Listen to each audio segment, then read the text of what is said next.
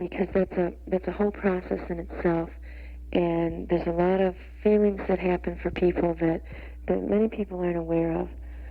We'll also be spending some time talking about how to help children deal with divorce, and how parents can make that easier for children, so that they can also grow from that. You know, I think this is a really important topic of all of the topics that you've dealt with in this series. I know, do you have the statistics on what the divorce rate is nowadays? It seems to be getting higher. It's fairly high. I think it's, at this point, something like 1 in 4. Mm-hmm. Yeah, and of course, my feeling always is nobody gets married intending to be divorced, and it's always a trauma. Right. To realize that that dream hasn't come true. Mm-hmm. One question I had, I noticed you're treating the topic of separation separately. Have you found, well, I'm curious to know, when people separate, does this necessarily mean they are moving toward divorce, or do people ever separate and then make a different decision? I think most people would see separation as the first step towards divorce. I don't think that's necessarily true. I know many people use separation as a process to grow and to make the marriage better. And it can be used as a time for each person to get some time for themselves, to do some thinking, and to have some space from each other to work things through. Mm-hmm. Do you have any opinion on whether divorce is harder for a man or a woman? I don't think it's more difficult for one or the other. Mm-hmm. It's a difficult process for both, and it's very painful. Mm-hmm. What kind of advice or help or counsel do you give to people who are going through a divorce and you're feeling bad about it and having all sorts of concerns? Mm-hmm. Are there any guidelines? One of the things that we try to do is to help each of them see what was happening within the marriage that things didn't work out, so that they can use that experience for further relationships.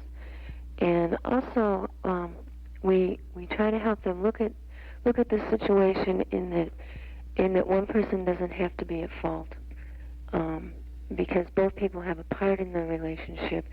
And if we can help them do some separating and seeing each other as individuals, then they can go on with their life more fully. Now, our divorce laws in Illinois, however, still require that somebody be considered at fault. Am I right? I believe that's true. Mm-hmm. Mm-hmm. Which is unfortunate. It seems it works right against the kind of counseling that you give. Yeah, I think most people come in, whether they were the one that wanted the divorce or their spouse asked for the divorce, there's a lot of guilt feelings that go along with that either way. And that's one of the things that people, they need to be able to look at that and to come to terms with that, so that they don't have to continue feeling that way. Mm-hmm.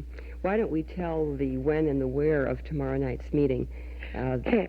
The meeting is tomorrow evening at 8 o'clock, and it's at the Family Service Agency. The address is 1040 North Boulevard. In Oak Park. In Oak Park, right. Okay, well, thank you so much, Darlene. You're welcome. Bye. Bye. It's very interesting. As a matter of fact, Betty, the other day I was talking with Dr. Martin Marty, who is going to be lecturing in the community, I think at Nielsen's restaurant here, coming up very shortly. The front page of the Wall Street Journal let into a very in-depth report. By the way, that's some great paper, too. Oh, I tell you, I can live with that. They did that left-hand column on projection the year 2000, that they would return to more steady marriage and less divorce. That there would be a bigger family unity, that the whole thing is kind of turning around again, that divorce doesn't really prove anything. Those people who get divorced once, happens to them, the statistics show now it doesn't really solve anything. And of course then they come along with the idea that two people who put it on for a trial and just move in together has also contributed somewhat, although the moral of the whole society structure is challenged with that. They admit that it has solved a lot of problems. because all the mistakes that were made in this trial living together turned out to develop a pretty good marriage the next time around. Yeah, I think it would be helpful. Yeah, but we old crooks, you know, we look at that with askance. We can't. Well. Oh, my grandmother, huh? Hard to deal with that. I tell you, if my grandmother thought that somebody just moved in and lived together, that's the end. I mean, the whole world would have gone up for grabs. But it's one of those things. Well, here we are. Betty Van Wyck, Nancy Pagoni from room 201 behind the fireplace at Oak Park High, John Wilk. Oak Park Trust. Oak Park 60 World. seconds spot. Thanks a lot for coming, and In 5 thanks to Oak seconds. Park Trust for making it all possible. We deeply appreciate it. And here is our little goodbye to you, and walk up and see us, won't you? You can drive up, walk up, or walk right in to the people at Oak Park Trust. You can drive up, walk up, or walk right in to the people at Oak Park Trust. The friendly people at Oak Park Trust will make up plans and make your money work for you. The friendly people at Oak Park Trust will help you do the things you really want to do. That's it. We'll see you tomorrow.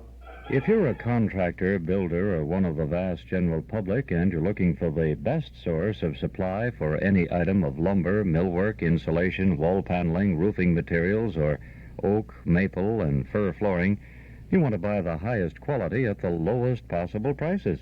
You want a wide selection from which to choose, and you want courteous service and prompt delivery. Miller Brothers Lumber Company, one of Chicago's leading lumber companies since 1928, is the place. Find out for yourself. The next time you're in need of lumber products or other building materials, visit them. Miller Brothers Lumber Yard and Warehouse, 4918 West Lawrence Avenue.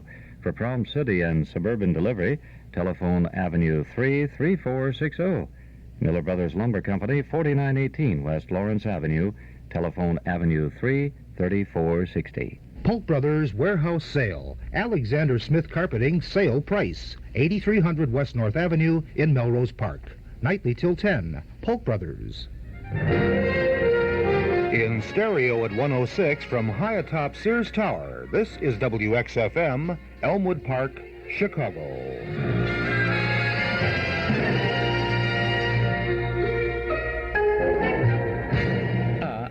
Don't touch that dial. The night is gone. The morning's here. It's a beautiful day in Chicago, and this is Chuck Shaden inviting you to spend a part of it with us in the hall closet. The sounds of good old radio entertainment coming up in just 1 minute. Come clean with Magicist. Now when you can really use it, Magicist is making it more attractive than ever to get your whole house Magicist clean. Hi, this is Carmelita Pope with good news. With any order for cleaning or when you buy a Magicist rug, you'll receive a 16-ounce bottle of Sparkle Glass Cleaner and Sprayer at no additional cost. Call Magicist for pickup and delivery of your rugs and draperies, or save 20% by bringing them into Magicist and get your Sparkle and Sprayer. Have Magicist come to your home or office to clean your carpeting or furniture and get your Sparkle and Sprayer. Call Magicist for pickup or delivery or more information. Chicago phones 378-8600. Suburbs see your phone book. Master Charge and Bank Americard welcome. Come clean with Magicist and get your bottle of Sparkle Glass Cleaner and Sprayer at no additional cost. And remember, Magicist sells rugs too. Come clean with Magicist and get your whole house Magicist clean.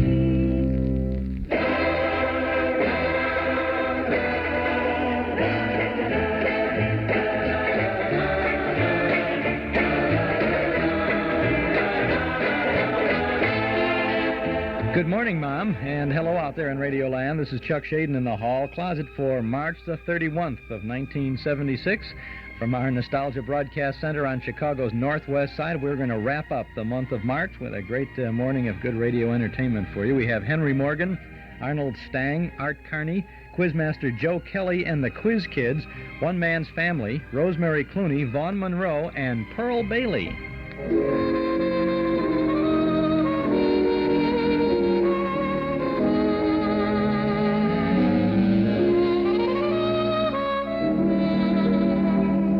Mary Smith had a college education. Sally Jones had a scientific streak.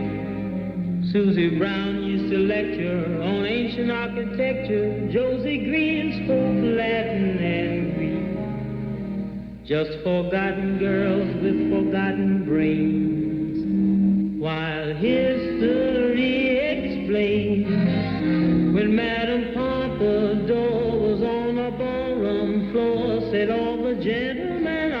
gloriously.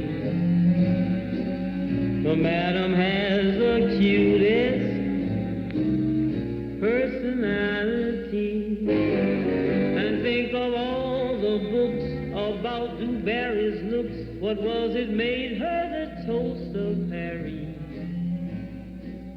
She had a well-developed personality. And what did Romeo see in Juliet, or Pierrot in Pierrette, or Jupiter in Juno? You know. And when Salome danced and had the boys entranced, no doubt it must have been easy to see that she knew how to use her personality. A girl can get somewhere even if she has stringy hair. She can even be a bit bold at her knees. Makes no difference. You know what, no? She's got to show a faultless personality. And nowadays you can learn to spell. Take dictation pretty well. You don't have to sit on the boss's settee, never. That is, unless you've got a perfect personality. And there's only one thing that puzzles me. Why is it certain girls offer certain things? Some get sable coats and some even get wedding rings. And you know who they're from? The best guys, the one who wear their spats right. Ha ha! Now you're right. So brother, don't tell me I'm smart and have the kindest heart. Oh, what a wonderful sister I'd be.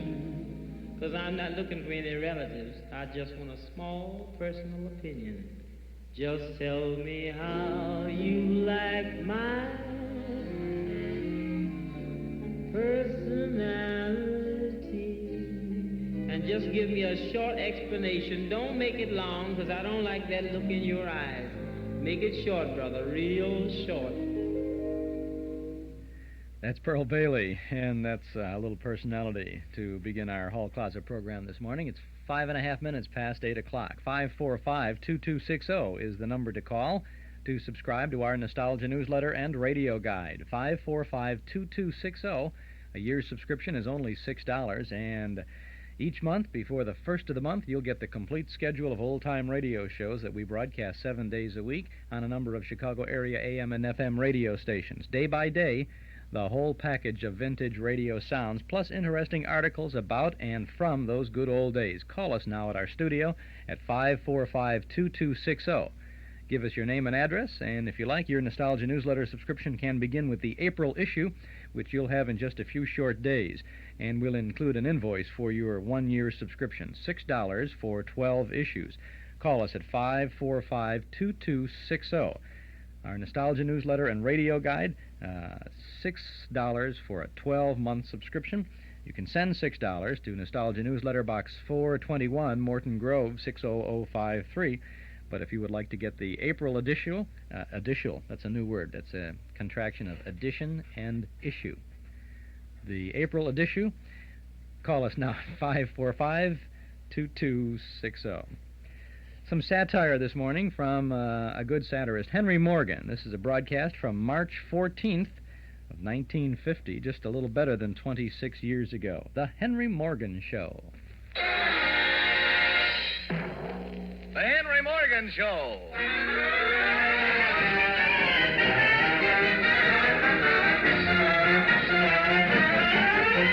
Yes, the Henry Morgan Show with Arnold Stang, Bert Kelton, Art Carney, Milton Katims Orchestra, directed by Norman Cloutier, the Billy Williams Quartet, and me, Ed Hurley. And here's the star of the Henry Morgan Show, standing on his favorite corner in front of the cigar store. Good evening, anybody. Here's Morgan.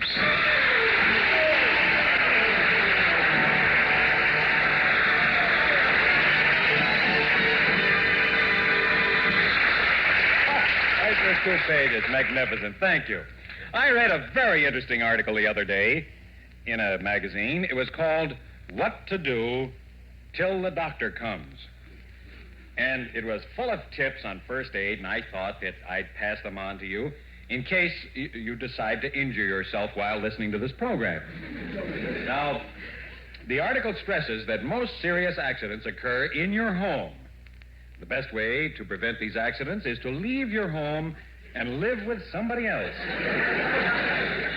Then, of course, it'll be his home, and the accident will happen to him. Now, what to do in case of an accident? Well, let's take a common, ordinary accident, a broken leg, let's say.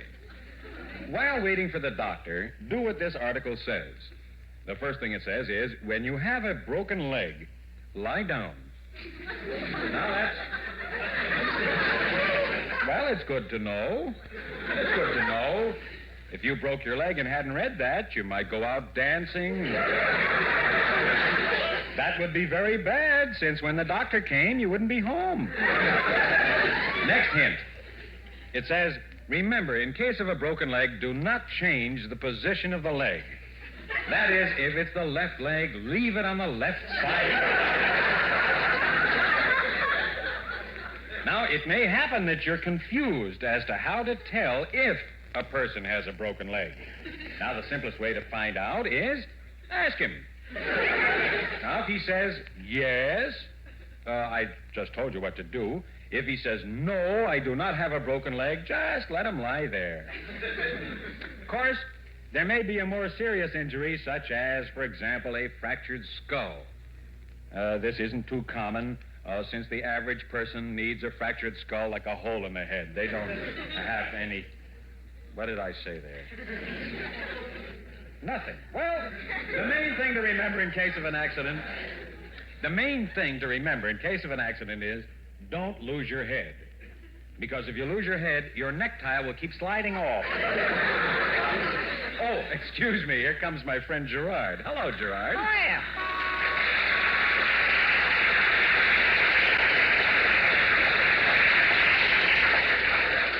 Say, Gerard, last week I promised to help you with your income tax return. Did you fill it out? Yeah, I did. Here it is. Look at him. Let's see. This looks okay. Wait a minute. You put yourself down for an old age exemption. Yeah. Well, you're not over 65. Who's to know? Well, they could check up on you. They may send an investigator around to your house. What'll you do? So I'll have my landlord answer the door and say he's me. Yes, but even your landlord isn't 65. So let them take him to jail. You'd let an innocent man go to jail for you? Yeah, only temporarily. What do you mean temporarily? Only till I'm 65. I'll cross that out. Now, what's this deduction? Wife's name, Jane. You're not married. Who's to know? Well, they can investigate, Gerard. They might come to your house and want to see your wife. So I'll have my landlord's wife see them. Her name's Jane? Margaret. Well, the blank says Jane. They'll see it's a lie. So let them throw her in jail with her husband. No, Gerard, you have to put down that you're single. Then you better cross out the 11 kids.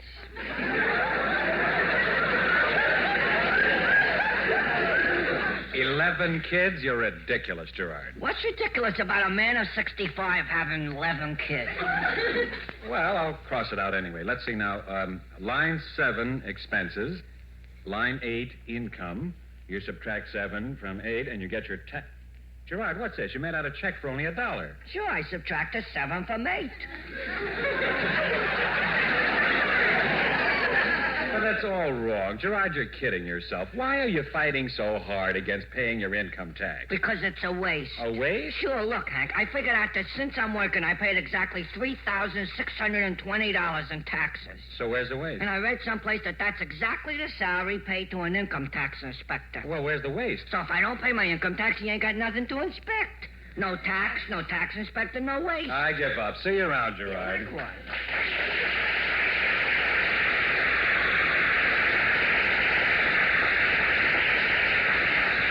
Well, I better get over to NBC or I'll be 65 years too late for the broadcast. Taxi! Hey, taxi!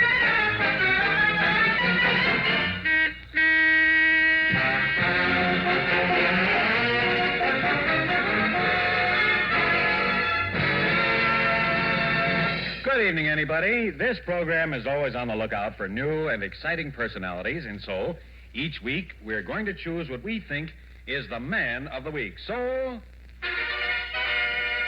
our man of the week for tonight is a very well-known basketball star, and I'd like you to meet him now. Ladies and gentlemen, Slim Carney.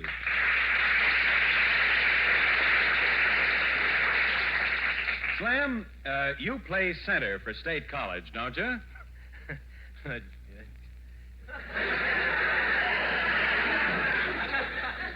What'd you say? That's right. Well, Slim, I guess you know why you're our man of the week. It's because of your spectacular playing last Friday. What a game. A real thriller. Suppose you tell us about it, Slim.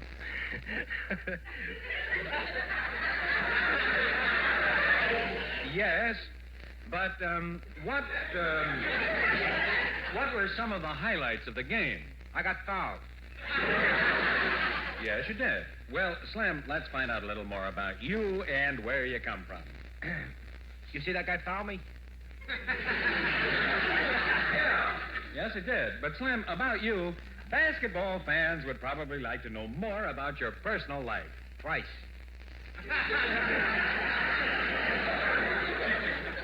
What? He found me twice. Well, we'll come back to that. Right now, let's get on with more about you.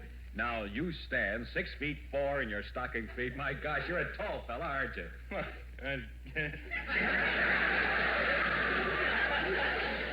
What did you say? Oh, that ain't so tall.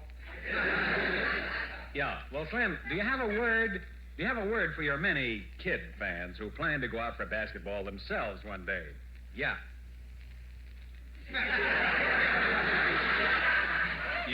You have?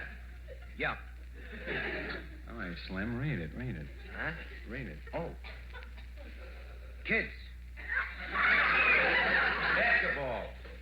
Like so many other of our great Americans. Sports is a game which requires mental ability and great stamina. Play clean and play hard. Let this be your... What's the word? Credo. Let this be your credo. You see that guy foul me? Yes. Thank you, Slim Carney.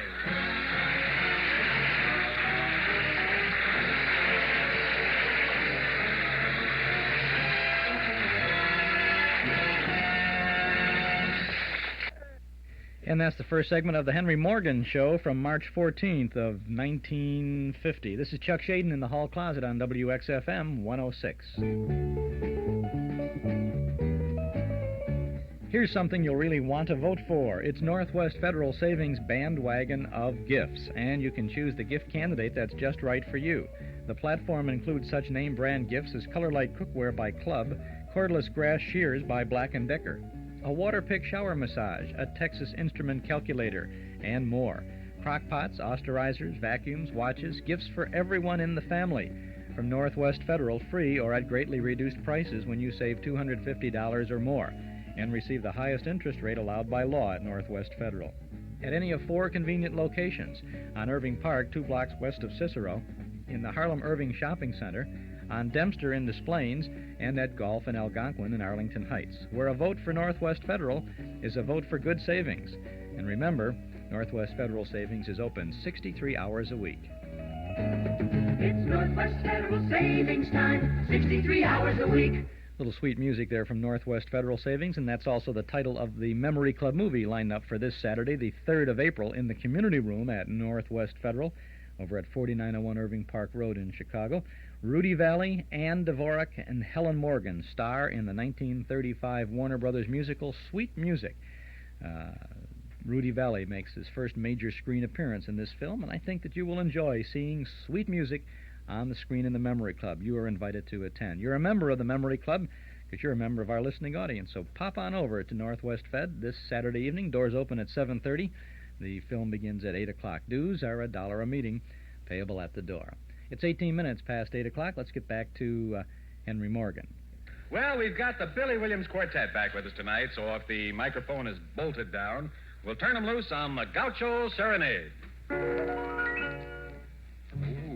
Gaucho Serenade, the Gaucho Serenade, the Gaucho Serenade. Ta-la-la-ta-la-ta-la-ta-la-la. Oh, the Gaucho Serenade, the Gaucho Serenade, the Gaucho Serenade. Every night when the moon's shining bright down Rio de Janeiro, comes a gent with a mellow instrument and a colorful sombrero. Then he sings and a melody brings us into the play. It's called the Gaucho Serenade. La la la la la la la la la. Si, senor, he's a happy troubadour, on a patio you'll find him. Si, senor, he will go from door to door, leaving happiness behind him. All the sweet senoritas hurry out to join the parade and hear the Gaucho Serenade. La la la la la la la la la. Every night when the moon is bright down in Rio de Janeiro, comes a gent with a mellow instrument and a colorful sombrero.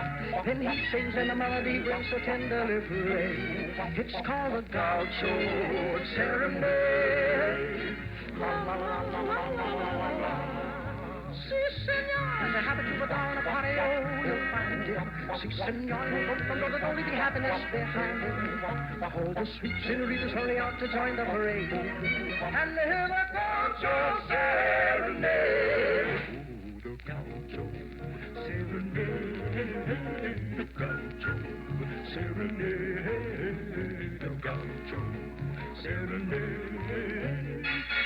Ta-la-ta-la-ta-la-ta-la. Oh, the Gaucho Serenade, the Gaucho Serenade, the Gaucho Serenade. Well, the Gaucho Serenade.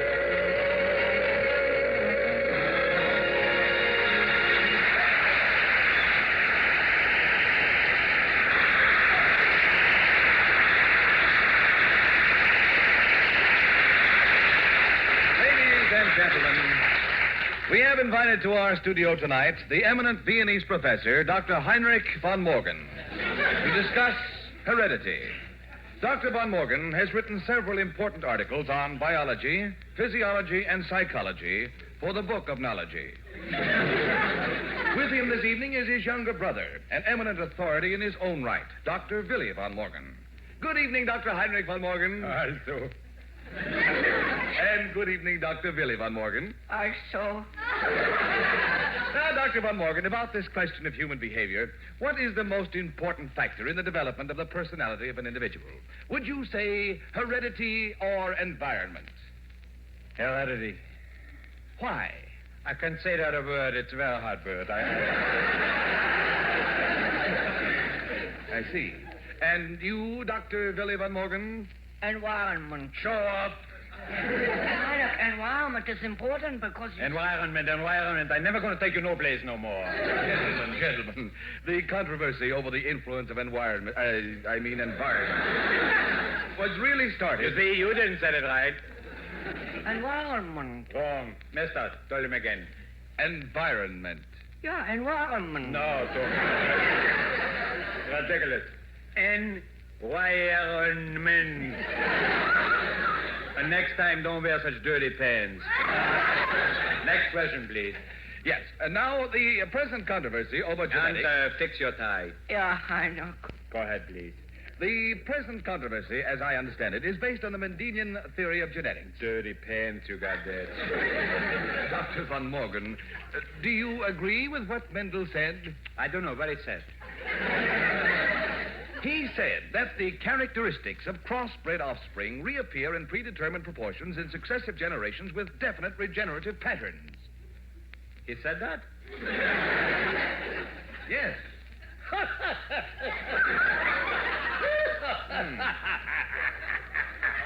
I gather you disagree with that theory. And how do you feel, Dr. Willy von Morgen? I have a little headache, thank you. He means about a question, stupid. And for the headache, take a bromoseltzer.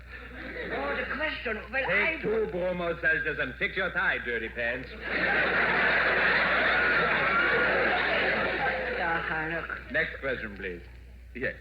Now, I understand that you both have done quite a bit of experimenting in crossbreeding. Have you ever experimented with guinea pigs? Guinea pigs. Oh, sure. I put 2 male and 2 female guinea pigs in a cage, and then later I take the 2 male guinea pigs away and put them in a separate cage. Oh, and what happened? They bit me.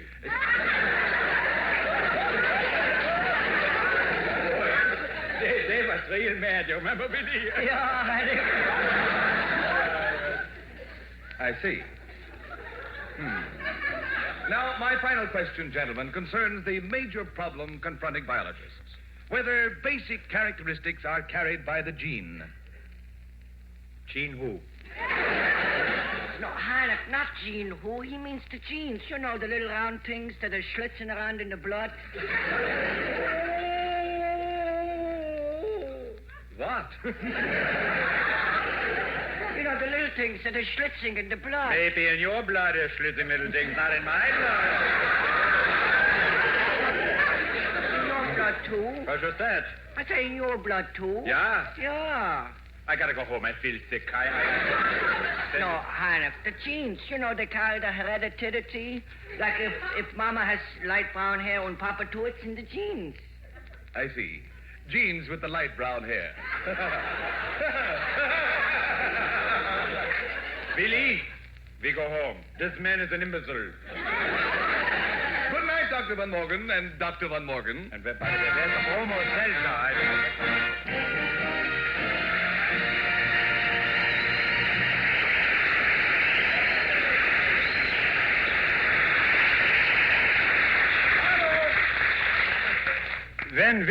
When Verdi wrote the Anvil Chorus for his opera Il Trovatore, there were a couple of things he didn't know about it. One thing he didn't know was that Bernie Green would ever make an arrangement of it, and another was that Milton Kadam's orchestra would play it, and the third thing was that Norman Cloutier would have the nerve to get up and conduct it. All right, blacksmiths.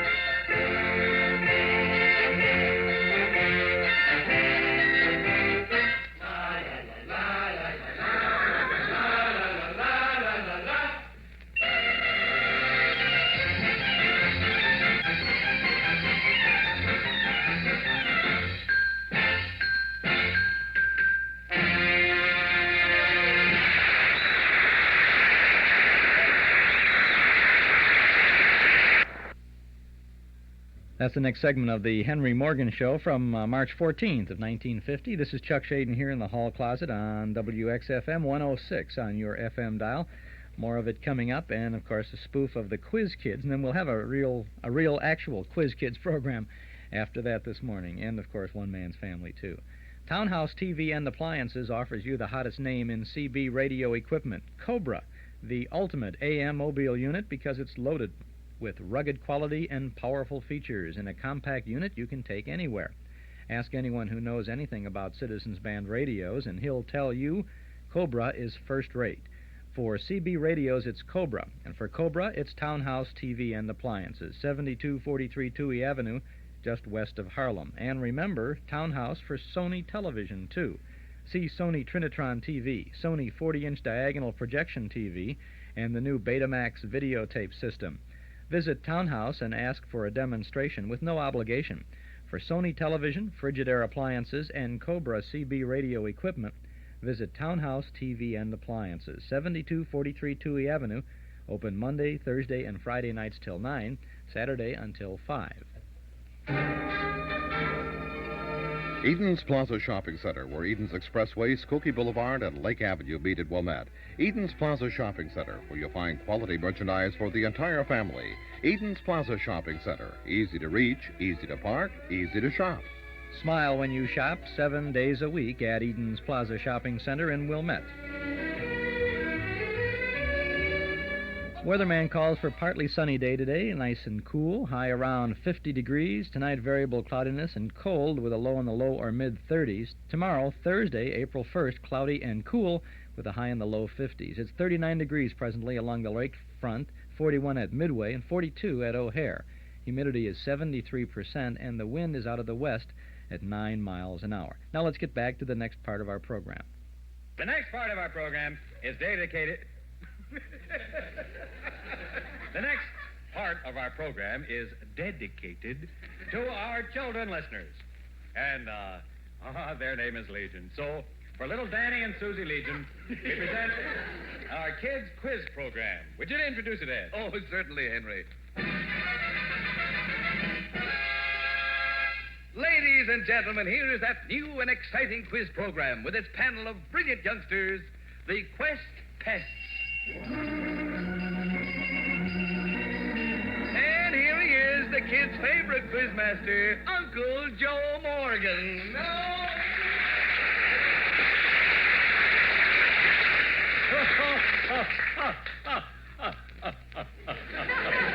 Good afternoon, kiddies, and hello to you, Mom and Dad. It's time to introduce our panel of young experts. Mary Jane, let's start with you. My name is Mary Jane Fleming, and I'm 6 years old, and I live in Jackson Heights, and I go to public school number 24, and I'm in the second grade, and the name of my teacher is Miss Kubish, and I'm 6 years old. Oh, dear. 6 years old, eh? And my teacher's is Miss Kubish. Miss Krobish. I hate it.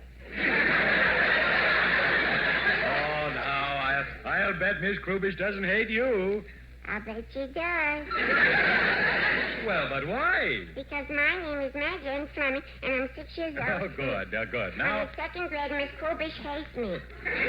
Miss Krobish may not be the only one, you know. Well, let's get on to our other experts. Polly? My name is Polly Jordan, and I'm 9 years old, and I'm taking a postgraduate course at the University of Chicago.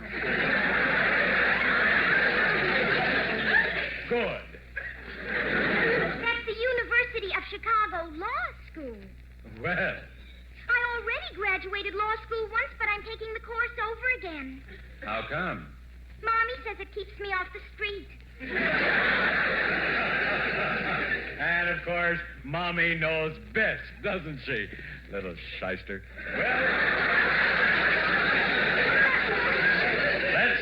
let's get on to the next member of our panel. My name is Lefty Schultz. I'm 12 years old and I don't go to school. Oh, but surely you must go to some school. Make me. Well, yes. You say your name is Lefty. You have another name beside that one. Yeah, lots of them. Knuckles, Duke, Babyface, Harry the Heist, Nutsy, Solly the Shiv, Arnold the Blood. Yes, well, what we'd like to know is what your family calls you. You're kidding. All right, Lefty. Go ahead, ask me a question. Ask me why they set me up. Well, The judge was laying for me. Well, the jury was loaded, and so was the judge. Lefty. They made me a political football. Lefty, please. Answer this one, Judge. What are you doing in Atlantic City tonight? Lefty, your parole is showing.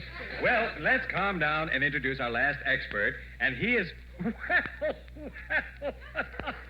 He's my own little son, Tommy.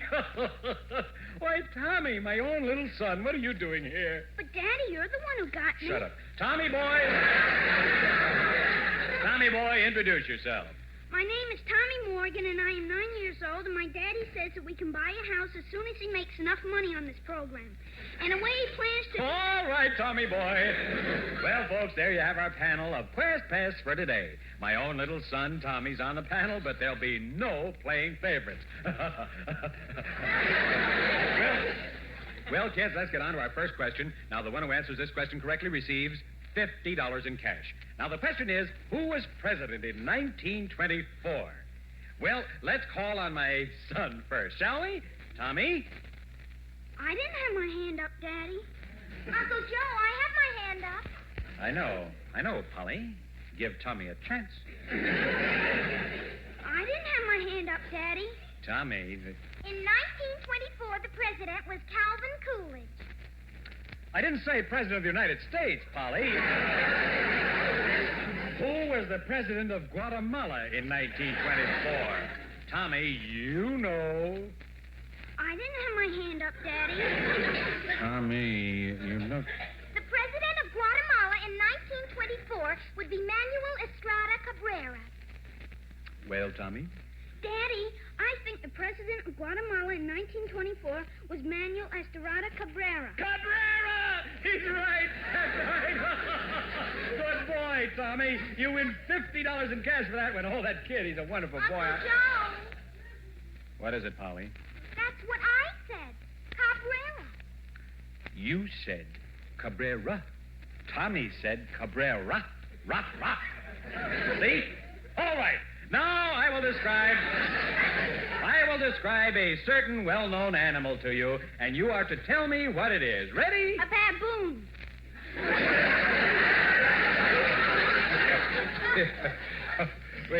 Wait till I ask the question, Tommy.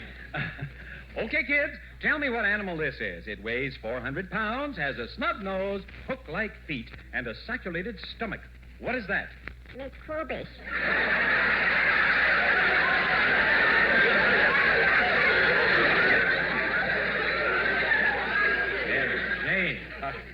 Mary Jane, I don't believe you've ever seen this animal.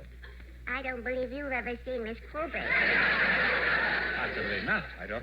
Anybody know the right answer? Tommy? I didn't have my hand up, Daddy. Uncle Joe. Come on, Tommy. Tommy, how does a sheep go? Bah.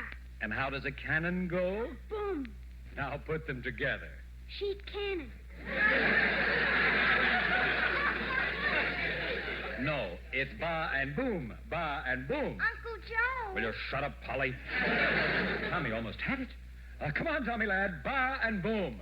Ba boom. Ba boom is absolutely right. Oh, that boy is a wonderful kid. Now, kids, this one has to do with personalities. For $50, what is the name of my wife? Tommy? I didn't have my hand up, Daddy. Tommy, the name of my wife, your mother. Nobody could be that stupid, not even your kid. Lefty? Lefty? What did you say? Is Mommy's name Lefty? Tommy, perhaps if you look at a picture of Mommy, her name will come to you. Here, look at this picture in my wallet. Uncle Joe, is that your wife? Yes, why? She looks like Miss Kubish. Well. Your wife came to the program once and we all met her. I remember her name now. Oh, yes, I remember too, Uncle Joe. Oh, your wife. Yeah, I remember her. Uncle Joe, I know your wife. I know your wife, I know it. Well, Tommy? I didn't have my hand up, Daddy. I didn't have my hand up. Take a guess. We know. I know it. Well, since nobody knows the answer to that one, I'll have to send the money to the personality of the question. So that's $50 going to my wife. Well, here's another question.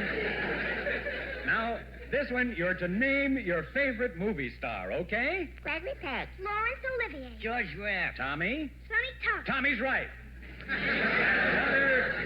Another $50 for you, son. Nice going. And now, kids, for our problem corner. Each week we have... Yes, Mary Jane? I hate Miss Quilbish. I know. I hate your little boy, too.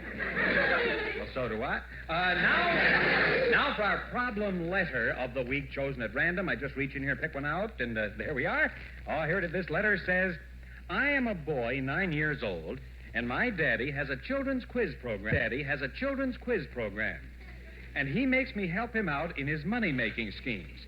But when it comes to splitting up the loot, he never gives me... Well, kids, I'm afraid that's all we have time for today. So I'll read the rest of it, chum. No, that's all we have. Daddy, is Mommy's name Coolish? Ow! Daddy, I had my hand up. And so did I. That's all we have time for now, but wait till I get you home. So long, kids. Listen again to the Quiz Pests.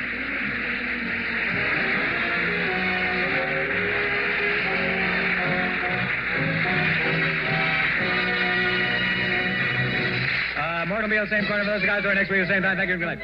This is the Henry Morgan Show with Arnold Stangford, Kip, Matt Carney, Joan Laser, David Anderson, Milton Kingdom's Orchestra, directed by Noah Cody and the Billy Williams Quartet. Morgan's back in this corner next week, same time. Henry Morgan Show produced by Kenneth McGregor, Ed Hurley. He's saying good night.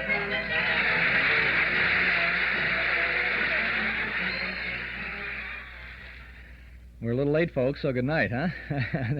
They were rushing to get through with that. The Henry Morgan Show, March 14th of 1950. Spoof for the Quiz Kids called the Quiz Brats, huh? We're going to be listening into the Quiz Kids in just a couple of minutes here on our Hall Closet program this morning on WXFM. This is Chuck Shaden. It's 20 minutes before 9. Here's news for old-time radio fans looking for vintage broadcasts on long-play records or on 8-track tapes. Now you can have the original old-time radio shows of the Lone Ranger, the Green Hornet, Gangbusters, The Shadow. Oh, no. What evil lurks in the hearts of men? The Shadow knows. They're all in this fabulous old-time radio collection, complete and uncut versions of the original shows. You'll also get history-making news reports, the Hindenburg disaster. It burst into flames. It's crashing. It's crashing terrible. This is one of the worst catastrophes in the world. All the humanity and all the presidents. And there's also FDR, Churchill, Truman, MacArthur, Eisenhower, and more. Plus the greatest moments in sports. Newt Rockney. We're going to get them on the run. We're going to go. Fight. What do you say, man? You'll hear Carl Hubble, Lou Gehrig, Babe Ruth, Jack Dempsey, Joe Louis, and many more. Act now, and you'll also get an extra record of real radio fluffs, goofs, dozens and dozens of embarrassing mistakes. 5 sensational records, yours for just $9.95. 8-track tapes, only $14.95. And if you act right now, you'll also get the fabulous zany Spike Jones playing 10 of his greatest hits, including Cocktails for Two. In some secluded rendezvous that overlooks the avenue, with someone sharing a delightful chat, there's some bad cocktails for two. So that's 6 albums in all. Over 150 memories that will live forever. Yours for just $9.95. 8-track tapes, only $14.95. All brought to you by the HRB Music Company. Act now. To order, call 545-2260. That's 545-2260. Get this set of old-time radio records for $9.95, or the set on 8-track tape cartridges for $14.95. That's $9.95 for records, $14.95 for 8-track tapes, plus COD charges. Call now to order 545-2260. That's 545-2260.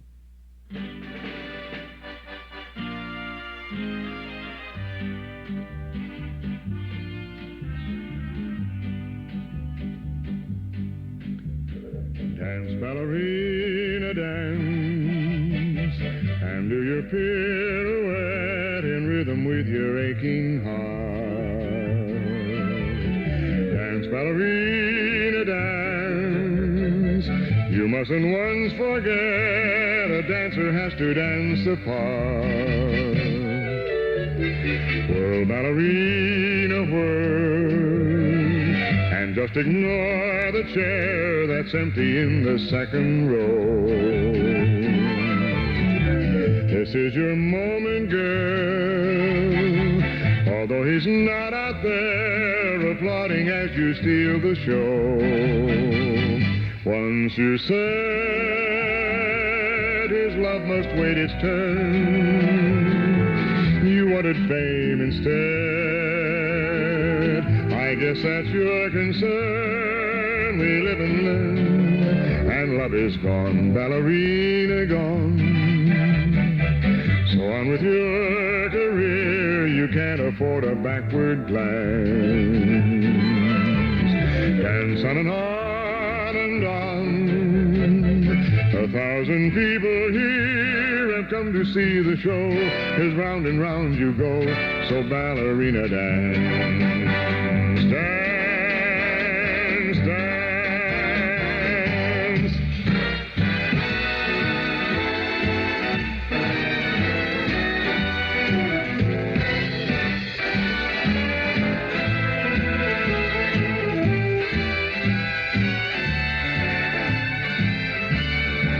And love is gone, ballerina gone. So on with your career, you can't afford a backward glance. Dance on and on and on. 1,000 people here have come to see the show. As round and round you go, so ballerina dance. Dance, dance, dance, dance.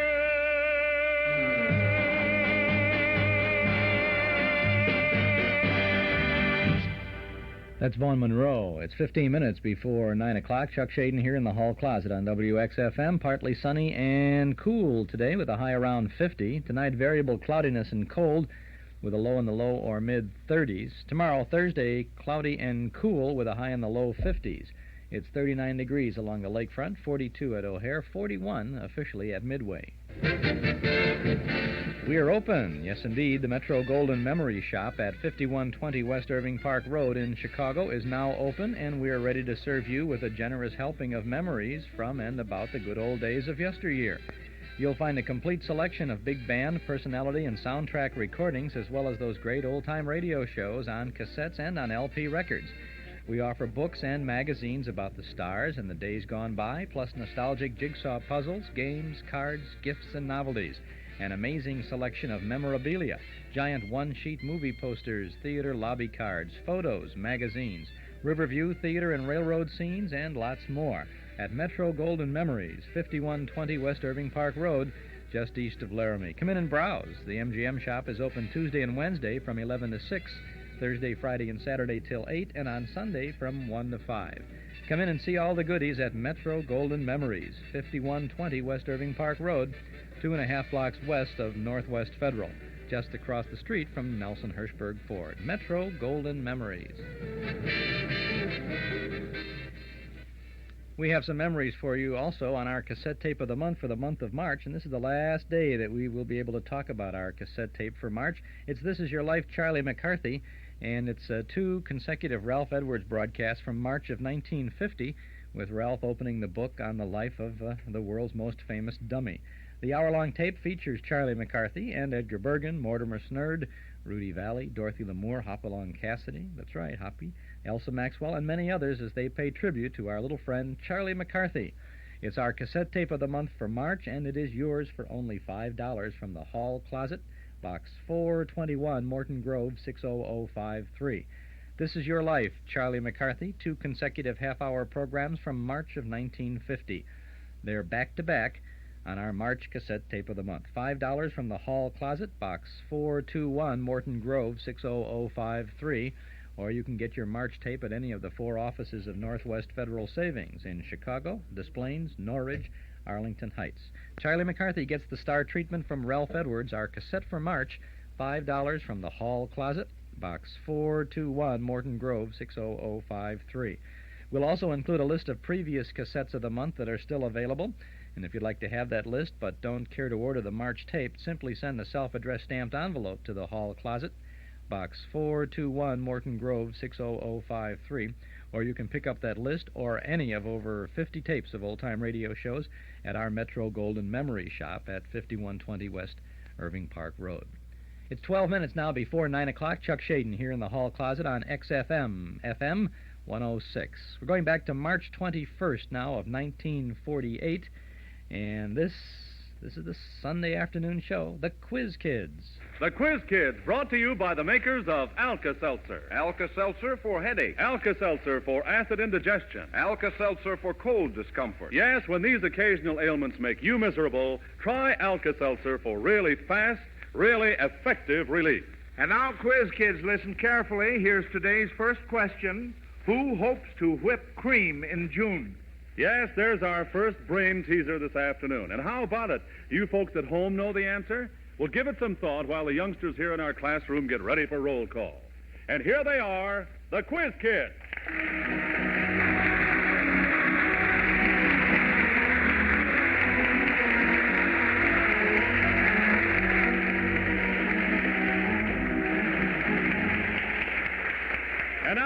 And now here he is, as spry as the first robin of spring, our genial chief quizzer himself, Joe Kelly.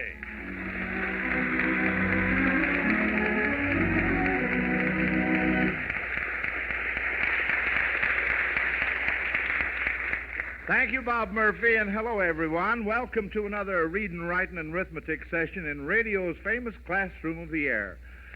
And now let's get right to roll call, kids. First we have Joel. I'm Joel Kupperman. I'm 11 years old and departmental. Patrick. I am Patrick Owen Conlon. I am 10 years old and go to the Fort Dearborn School. David. I'm David Freifelder. I'm 12 years old and in 8th grade at West School in Waukegan, Illinois. And the Quiz Kid who won his original appearance on our program 2 weeks ago by winning the recent Quiz Kids contest conducted by Lions International as representative of the Whiting Club, Dick. I'm Richard Kravens. I'm 15 years old, and I attend George Rogers Clark High School in Hammond, Indiana. And I want to report that Lonnie Lundy is absent from school today. His mother sent a note saying he was ill, but nothing serious, so we'll keep his desk for him until next week. Now, can you children answer that first question from Paul C. Marsteller of Los Angeles, California, who hopes to whip cream in June? Now, it seems to me like little Patrick's hand was up first, but I don't see his hand anymore. What happened, Pat? Well, I think that it might have to do with horse racing, and some horse hopes to beat a horse called Cream. Well, I might say that it doesn't in this particular instance. You're on the right track. I might add, though, Patrick.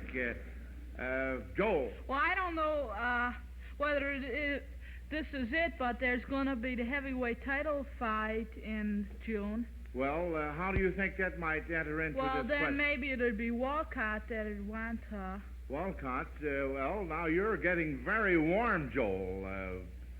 Richard. Isn't Jersey Joe Walcott's nickname Cream? That's right. No. Wait a minute. You got me off guard there. Lewis is what? Joel? Well, Lewis's nickname's Cream, or isn't his real name Cream? No. So wouldn't it? No. Say, we certainly are involved on this. What, the name Cream, that's right, Joel? Well, would it be Walcott's name? That's right. Cream. Arnold, so then it'd be Joe Lewis that'd want that's to right. win. Arnold Cream is Jersey Joe Walcott's real name. Oh, dear. Well, finally. Well,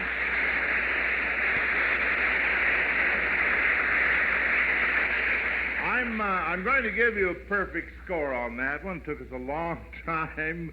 But anyway, for sending us that question, Alka-Seltzer sends Paul C. Marsteller of Los Angeles, California, a fine Zenith transoceanic portable radio. That's always the reward when the quiz kids answer your question correctly. If they miss, you get a magnificent $250 Zenith radio phonograph combination. So, friends, send those questions in. Just send them to Quiz Kids, Chicago. Now, since today is Palm Sunday, children, Annie McMullen of Phillipsburg, Pennsylvania, suggests that you try to name 2 books of the Bible that begin with each letter in the word palm. 2 books beginning with P, two with A, and so on and so on. Richard. Psalms and Proverbs. Psalms and Proverbs. That would be for the letter P. Acts, Matthew, and Mark for M. Well, now, wait a minute. What did you... Acts? Acts is one, and Leviticus would be for L. Well, Acts is for A. Yes, Leviticus for L. Leviticus, yeah. And Matthew and Mark for M. Matthew and Mark for M. Now, let's see, we have to get one more for A. David? Well, I have another L. He only named one, Luke. Luke, all right, that takes care of L. Now, how about A? One more for A. Joel? Andrew? No. David? Amos. Amos, that takes care of it very, very nicely. Mm-hmm. This music question is from Mrs. Gwen Inselberger of Clearfield, Utah. If you were shipwrecked on the island suggested by each of these songs, what country would be the nearest? Get 2 out of 3 on this, and here's number 1.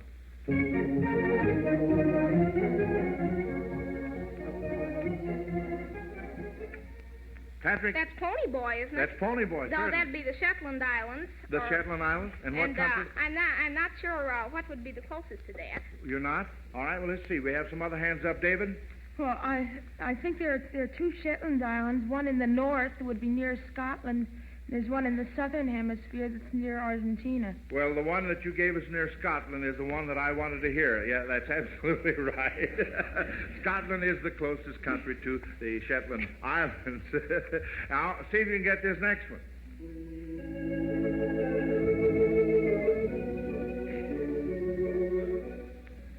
Patrick.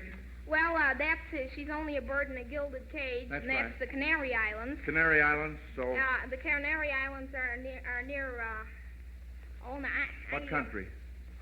I don't remember. Now, I had it. Wait a minute, let's see. Joel? Well, Portugal. No. Richard? That would be the west coast of Africa, off the west coast of Africa, or Spain, either one of the two. Well, what country? We've got to bring out the name of a certain country in order to complete this. David? I think it's right. It's the closest to the Gold Coast. Well, no. Joel? Morocco? No. French Morocco is the next nearest country, but we want the closest. David again. I'll just start naming some. There's Gambia and Dahomey, Senegal, and You want to name some more? Go Rio ahead. de Oro. The what? Rio de Oro. That's the one right there. I'll take that one. Yes, sir.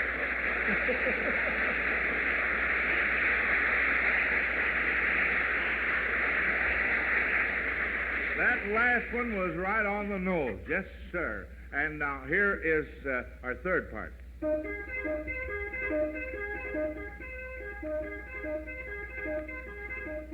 Patrick? Well, that you got to get up. I don't know the... Well, all right. David? Well, that's the Wake Islands, and they'd be near to Australia and New Guinea. No. What's the nearest country? Joel? Japan. Indonesia. No, what did you say, Japan. David? Japan. That's absolutely right. Right. Well, so far we're doing all right this afternoon quiz, kids. Of course, friends, as usual, this question session is entirely unrehearsed. The children have no knowledge of the subjects to be discussed before class is called to order. And that makes the contest really keen. And say, Joe, if you don't mind, I'd like to talk about another kind of contest for a minute. This one has to do with you and the cold you may be suffering from right now, friends. Of course, you're going to put up plenty of fight against that ache in every bone feeling. And here's something that can help keep the odds on your side. It's Alka-Seltzer's ABC Cold Comfort Treatment, and it goes like this. A, Alka-Seltzer. Start taking it at once for that feverish, aching feeling. B, be wise. Be sure to get more rest than usual. Beware of drafts. Eat and dress sensibly. And C, comfort the sore throat caused by your cold by gargling with Alka-Seltzer.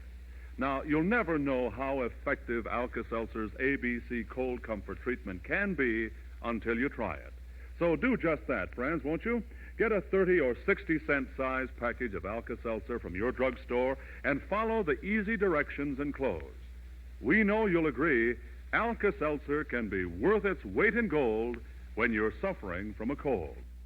That's the first segment of the Quiz Kids with Joe Kelly from Chicago back on March 21st of 1948.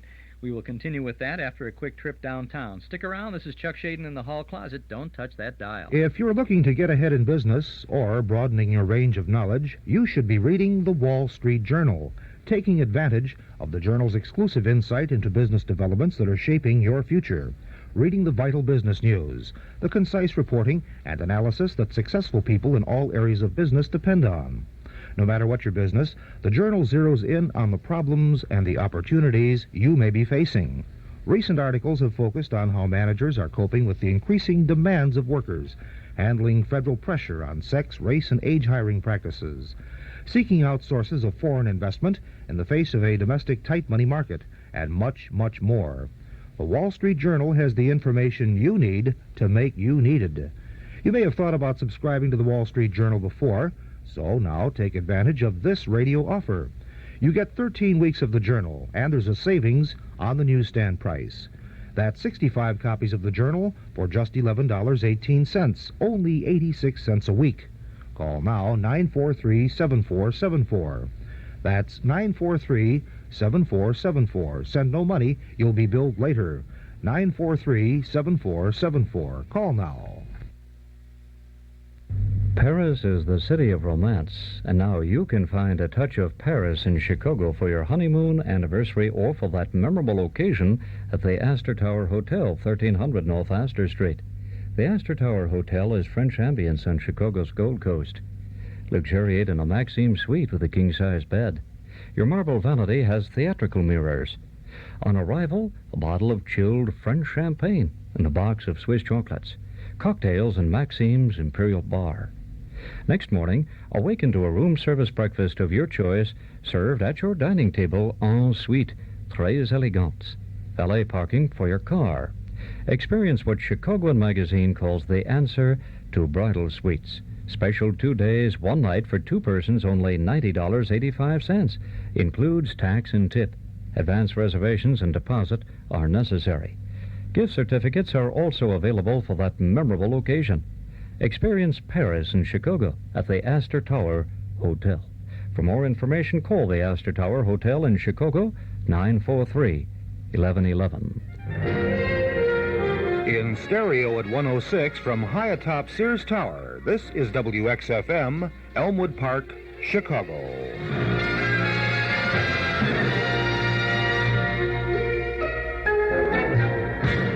Chuck Shaden here, back in the hall closet on WXFM as we return to the Quiz Kids broadcast from March 21st of 1948. And now, Quiz Kids, back to our question. Joe, just a minute, Joe. This is presentation time again today. You know the old saying, it never rains, but it pours. Well, that's certainly true when we consider the honors that are being showered on our Quizmaster this month. And today, Joe not only receives another award, but he and the Quiz Kids program are greatly honored by having Chicago's first citizen here to make the presentation. And I mean, of course, the Honorable Martin H. Kennelly, Mayor of Chicago.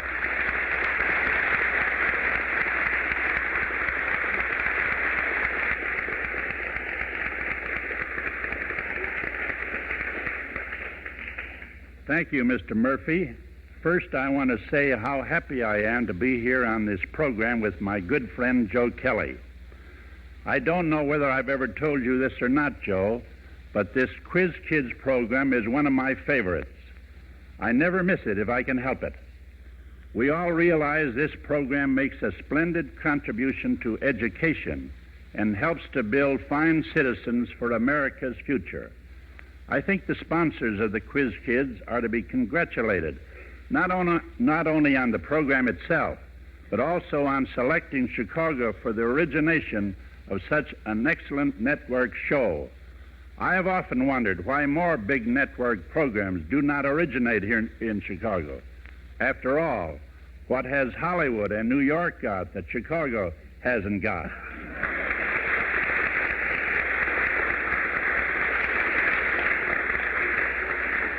So it is with great pleasure, Joe, that I make this award for Radio Mirror Magazine. You have been selected as the nation's favorite quizmaster by the many thousands of listeners who participated in the annual Radio Mirror poll for 1947.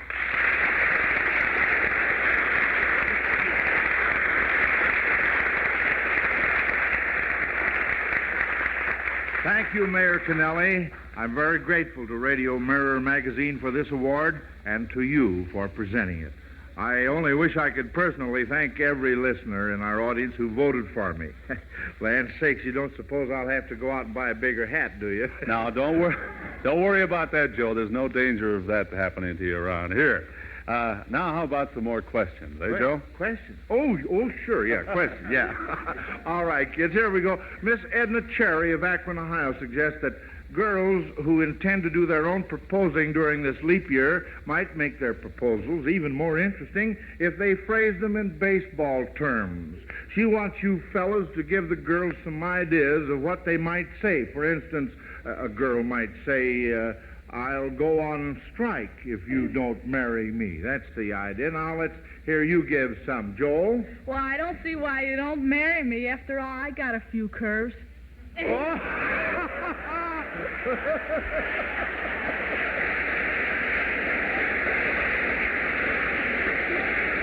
Joe, that's a dandy. That was right across the plate, so it was. Yes, And, Richard?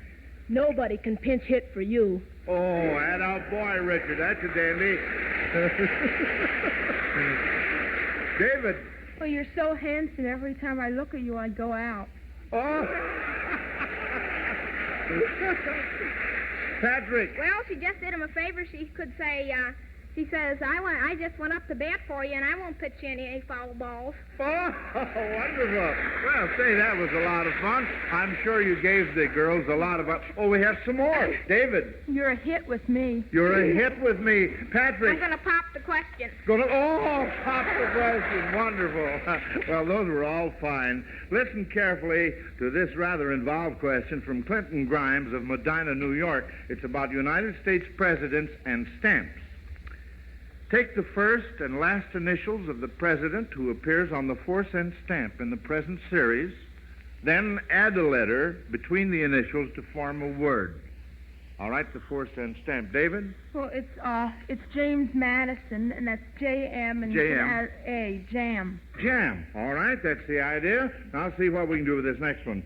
Take the president who appears on the 10-cent stamp in the present series and add a letter between his first and last initials to spell a word. David? Oh, it's Henry Tyler. It could be hit or hat or hot. Oh, wait a minute. What'd you say? Henry Tyler? Is that right? What? John Tyler. John Tyler. That's correct. All right, so... It would be Jet. J-T with an E in the middle. J-E-T, Jet. That's very, very good. Now, the current sale of... you folks can applaud if you want.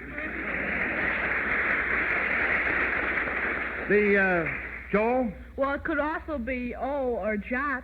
Yes, that's right, J-O-T. Thank you very much, Joel. The current sale of Easter seals to help take care of crippled children caused Nina Badenoch of Chicago to think of this question. The following children in literature might have been helped by the sale of Easter stamps. See if you kids can identify 2 out of 3 of them. First, a little boy who liked to ride on his father's shoulders because he could not walk without a crutch. Richard? That's the little Crackett boy. And what was his name, Richard? Wasn't it Tom Crackett? That Tom Crackett was the Tiny Tim Crackett. Tiny Tim, that's right. And what story was that from? That's Dickens' Christmas Carol. Christmas Carol, that's right. How about a little girl who was a doll's dressmaker? A little girl who was a doll's dressmaker. Joel? Could it be Nellie in the Old Curiosity Shop? No. I know it's in a Dickens book. Well, that's true, but no, that is not the answer to this one. A little girl who was a doll's dressmaker. As a matter of fact, her father was called Mr. Dolls. You give up on this one? Well, it would be Jenny Wren in Our Mutual Friend by Dickens. She was lame and used crutches. How about a little girl who learned to walk after a goat boy pushed her wheelchair down the Alps? Richard. That would be Heidi, I believe. Well, that wouldn't be... It's no. in the book Heidi. Yeah, that's right. Well, what's the little girl's name that this happened to? Patrick? Well, I was just going to say Heidi was written by Speary. Yes, that's right. Uh-huh. I'm glad you're checking up on me on this now. All right, Richard. David. Oh, was it Dee Dee? No. No. Her first name was, do you give up on this? You still have time to say this. Her first name was Clara. Clara was her first name. And Peter, the goat herder, was the one who pushed her wheelchair down the Alps. Her name was Clara Sessamon. Well, we had a miss on that, and that means that we'll have to count that one wrong. So Nina Badnock of Chicago, who sent that question in, wins a big $250 Zenith Radio phonograph combination from the makers of Alka-Seltzer. 5-year-old Terry Knight of Pomeroy, Ohio, is wondering if you quiz kids read comic books as well as more serious things. And so he sends in this question. If you saw these horses in a comic book, who do you think would be riding them? The first one is Thunder. Patrick. Well, that's Red Rider. Red Rider. That's right. How about Topper? Topper. Topper. That's the horse's name. What comic book? Or, what, his master is whom? Topper. Joe? Could it be Texas Slim? No. No. Joe again. Utah? No. Patrick, what were you That'd going be King of the Royal Mounted? No. Sorry. Richard? Topper. Hopalong Cassidy.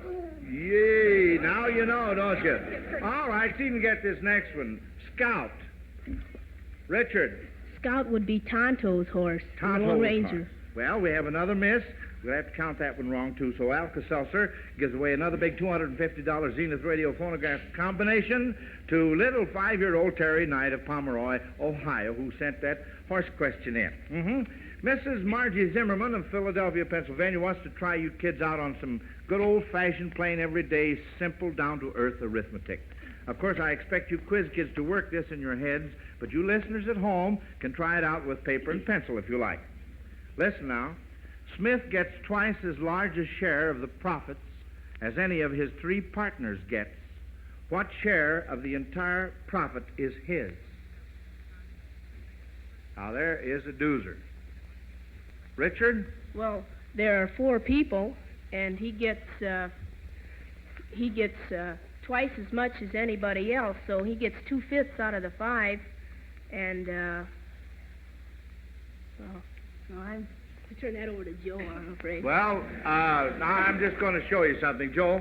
Well, if he gets twice, what do you mean by he gets twice as much as any of them? I mean just that Smith gets twice as large a share of the profits as any of his 3 partners gets. What share of the entire profit is his? Well, then, let me see. Then, wouldn't his share be 40%? That's right. Or what Richard just said. 2/5. You were right in the first place, Rich. I just wanted to double check on it, see?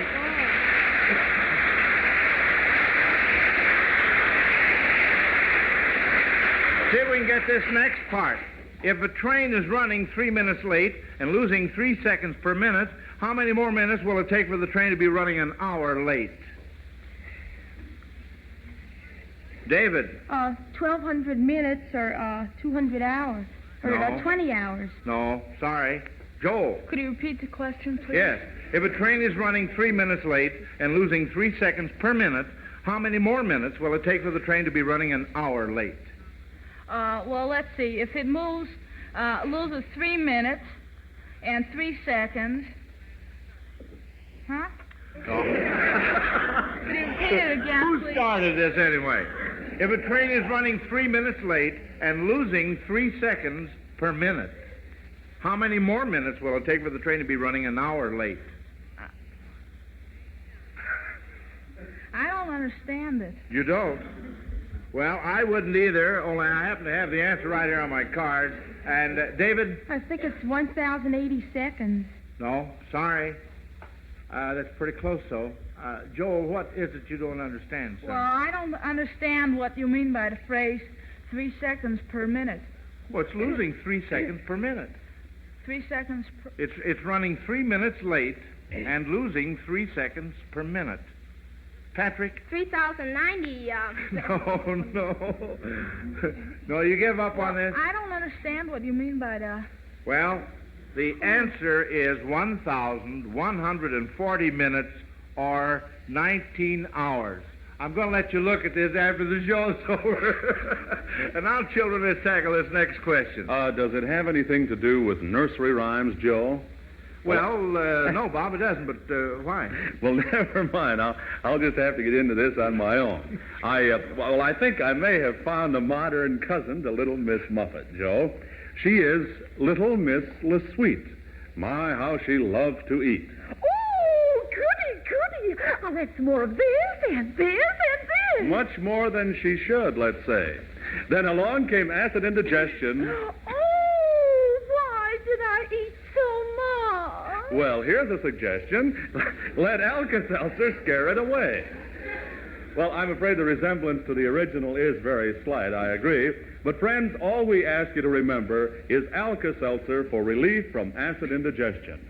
Yes, when overeating results in an acid-upset stomach, put Alka-Seltzer on the job and see how soon you begin to feel better. Just drop an Alka-Seltzer tablet or two into a glass of water, listen to it fizz, and then drink it down. You'll discover it goes to work right away to help relieve that upset, uncomfortable feeling in your stomach. Yes, Alka-Seltzer is really fast-acting because it's in solution when you take it, and therefore right ready to help you to the relief you need and want. So try it. You'll agree there's nothing quite like Alka-Seltzer for fast, dependable relief. That's the second portion of the Quiz Kids broadcast from March 21st of 1948. Surprised you there with Mayor Kennelly popping in on that. Got a call from someone who says, Mayor Kennelly? I thought we never had any other mayor in Chicago except Mayor Daley. Well, before he was running as Mayor Daley, he was known as Mayor Kennelly. I met Mayor Kennelly one time when I was in, I guess it was in high school, very early days of high school, 49 or so. I was on the cleanup committee. Remember they used to have the cleanup week?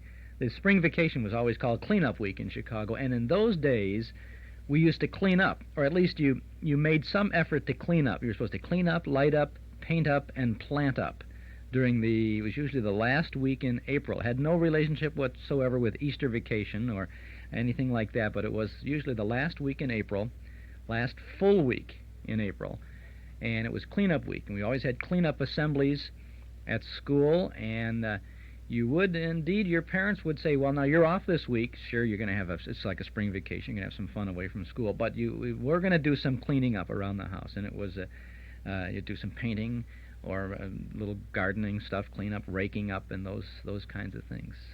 Today, spring vacation is let's go to Florida, right? The 11-year-olds go to Florida. That's the way it is.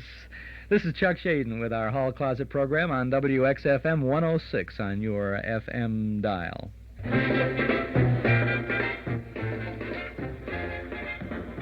Our Metro Golden Memory Shop at 5120 West Irving Park Road is now open, and when you pay us a visit, you'll find some memory-jogging things to take you back for a nostalgic trip to the good old days of not so long ago. You'll find good new stuff and good old stuff. Tapes, records, books, magazines, cards, gifts and games, and novelties. You'll have a good time remembering river views, Saturday afternoon at the movies, rainy days in Monopoly, the big band era, the golden age of radio. Metro Golden Memories at 5120 West Irving Park Road, just east of Laramie. Come in and browse for a while. Our MGM shop is open Tuesday and Wednesday from 11 a.m. to 6 p.m., Thursday, Friday, and Saturday till 8, and from 1 to 5 every Sunday afternoon. Metro Golden Memories, a nice place to visit. 5120 West Irving Park Road, 2.5 blocks west of Northwest Federal, just across the street from Nelson Hirschberg Ford. Metro Golden Memories, the MGM shop. Weatherman says partly sunny and cool today with a high around 50. It's 42 degrees along the lakefront, 44 at the airports. Humidity is 65%, and the wind is out of the southwest at 10 miles an hour. It's 17 minutes past 9 o'clock as we return to the Quiz Kids. And now, before we go on to the next question, I want to refer to the question from Mrs. Margie Zimmerman of Philadelphia, Pennsylvania, that we missed, where the train never did reach its destination. She will receive one of the $250 Zenith Radio phonograph combinations from the makers of Alka-Seltzer for stumping us. Now, Henrietta Long of Seattle, Washington, thought of this question after she had read Quiz Kid Ruthie Duskin's exciting story about Kemi the magician. And since the question is in the form of chemistry experiments, I've asked Ruthie to perform the experiments right here, and you kids are to explain them. Are you all ready, Ruthie? Sure, Mr. Kelly. All right, fine. Ruthie calls this experiment the barking dog trick. She has arranged several tall cylinders of different sizes and placed filter paper over each one. She has poured a solution of white phosphorus in carbon bisulfide on the paper. The filter paper should burst into flame. It will pretty soon now. Yeah, it'll be ready in a few more seconds. All right, fine. And then we'll listen for the barking dog after that, see?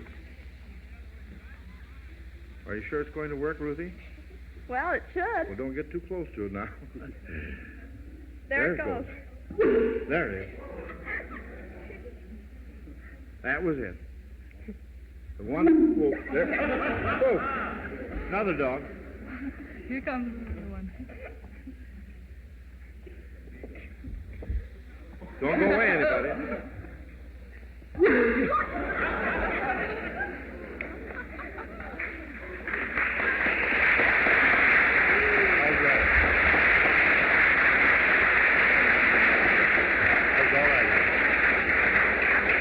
I wish I had some windshield wipers on my glasses here. All right, now then, the question is, why did that happen? Why did that happen?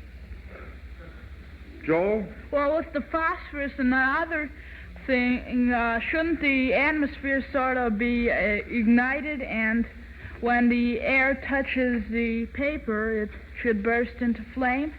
That's on the right track. I don't think you quite have the exact idea of it, but it's pretty near. What's David? Was the phosphorus was it on top of the paper or in the tube? Well, this is filter paper. I pour it on. Some of it remains on top, and some of it goes into the tube. What about that, David? What was it called? Carbon bisulfide or sulfate? Sulfide. Sulfide. Bisulfide. Carbon bisulfide. Joel? Well, aren't they both inflammable? So they sort of rise in the shape of gas, maybe, and when they touch the paper bursts into flame? How about that? I don't think he quite has it exactly. Well, let's see. David has his hand up again. Well, I think when the two combine, the carbon bisulfite changes to free carbon, which burns in the flame. Well, this isn't a compound. It's just a solution. They don't combine at all. No, they don't. See.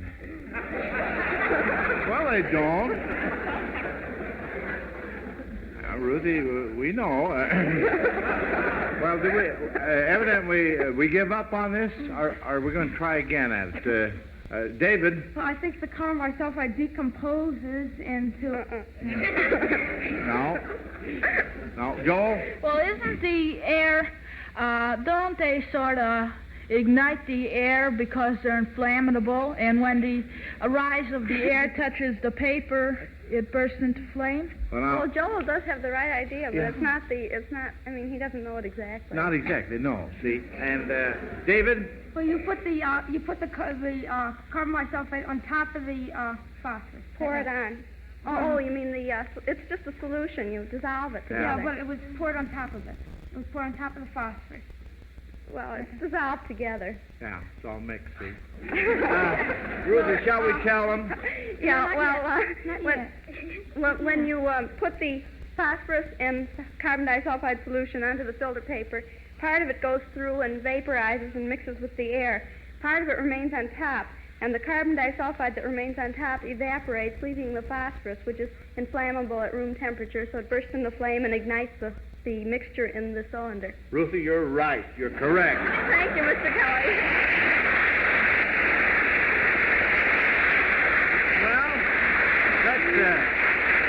Well, let's try this next experiment. Now, for this next one, Ruthie will start a fire with water. All right, now here we go. Ruthie is piling up a little mound of zinc dust and ammonium nitrate. And now she is making a crater in the top of the mound. See? Now then, she's dropping a few drops of water on top of the whole thing. Let's see what happens. Watch out now. Stand back. There we are. There she goes. The whole pile is starting to smoke. Now, where are you, kids? Skip. Can you quiz kids explain what took place, David? Well, there was water that was, The what? the water was poured on top of the zinc and the ammonium nitrate. Well, the zinc just acts as a catalyst, and the ammonium nitrate just bursts into flame when it gets in contact with the water. How about that, Ruthie? Well, it isn't the zinc that acts as the catalyst. Uh-huh. Well, I'll tell you, we're going to have to give up. There's the bell. That means that's a miss. It was a lot of fun, though, and thanks a lot, Ruthie. And that also means that Henrietta Long of Seattle, Washington, receives one of the big $250 Zenith radio phonograph combinations for stopping the kids again. Well, as usual, the old bell means class is over for today. The judges are already busy totaling up the scores, and they'll have your report cards ready in just a minute. While we're waiting, here's an important message. Mothers, are you having trouble getting your children and your family to take their vitamins every day? Try giving them One-A-Day brand multiple vitamin capsules. Each One-A-Day brand multiple capsule contains all the vitamins for which the amount needed for grown-ups and children has been established. What's more, one capsule every day is all they take. And One-A-Day brand multiple vitamin capsules are low in cost, a full 2-month supply for only $2. Ask your druggist for One-A-Day brand vitamins, good for growing children and adults. Remember, for vitamins the easy way, for vitamins the thrifty way, the brand you want is One-A-Day. And now then, quiz kids, the judges have handed me in their report, and here's the scoring on today's classroom session. Of course, you children want to remember that win or lose, you all receive a $100 savings bond from the makers of Alka-Seltzer to help you with your future education. And now here's the verdict. The judges say our entire class missed 4 questions this afternoon. Richard is first, David second, and Pat and Joel tied for third. That means you 4 will be back in class next week, along with Lonnie Lundy, age 11. We hope all you listeners will plan to be with us, too, next Sunday. Same time, same station. Until then, this is Joe Kelly dismissing the Quiz Kids class. Goodbye, kids.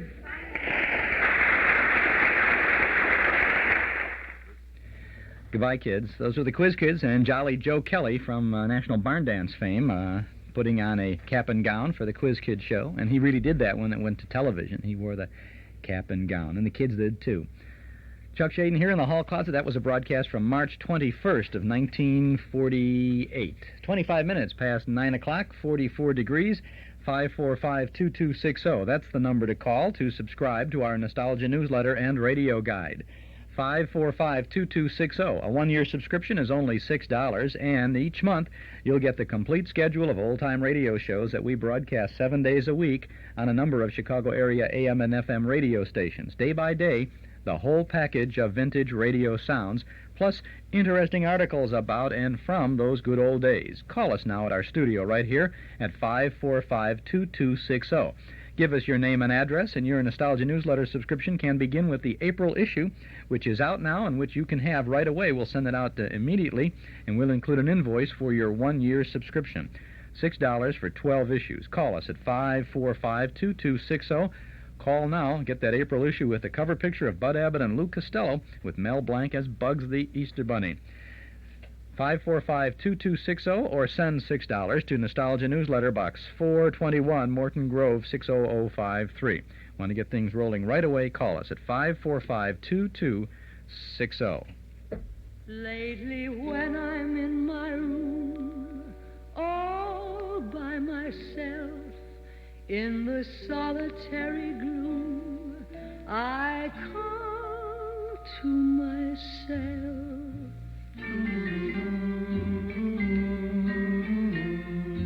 Hey there, you with the stars in your eyes. Love never made a fool of you. You used to be too wise.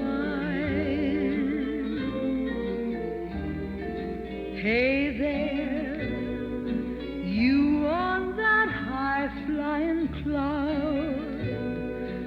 Though he won't throw a crumb to you, you think someday he'll come to you. Better forget him with his nose in the air. you dancing on a string, break it and he won't care. Won't you take this advice I hand you like a mother? Or are you not seeing things too clear? Are you too much in love to hear? Is it all going in one ear and out the other? Hey there, you with the stars in your eyes. Are you talking to me? Love never made a fool of you. Not until now. You used to be too wise. Yes, I was once. Will you take this advice I hand you like a mother? Or am I not seeing things too clear? Are you just too far gone to hear? Is it all going in one ear and out the other?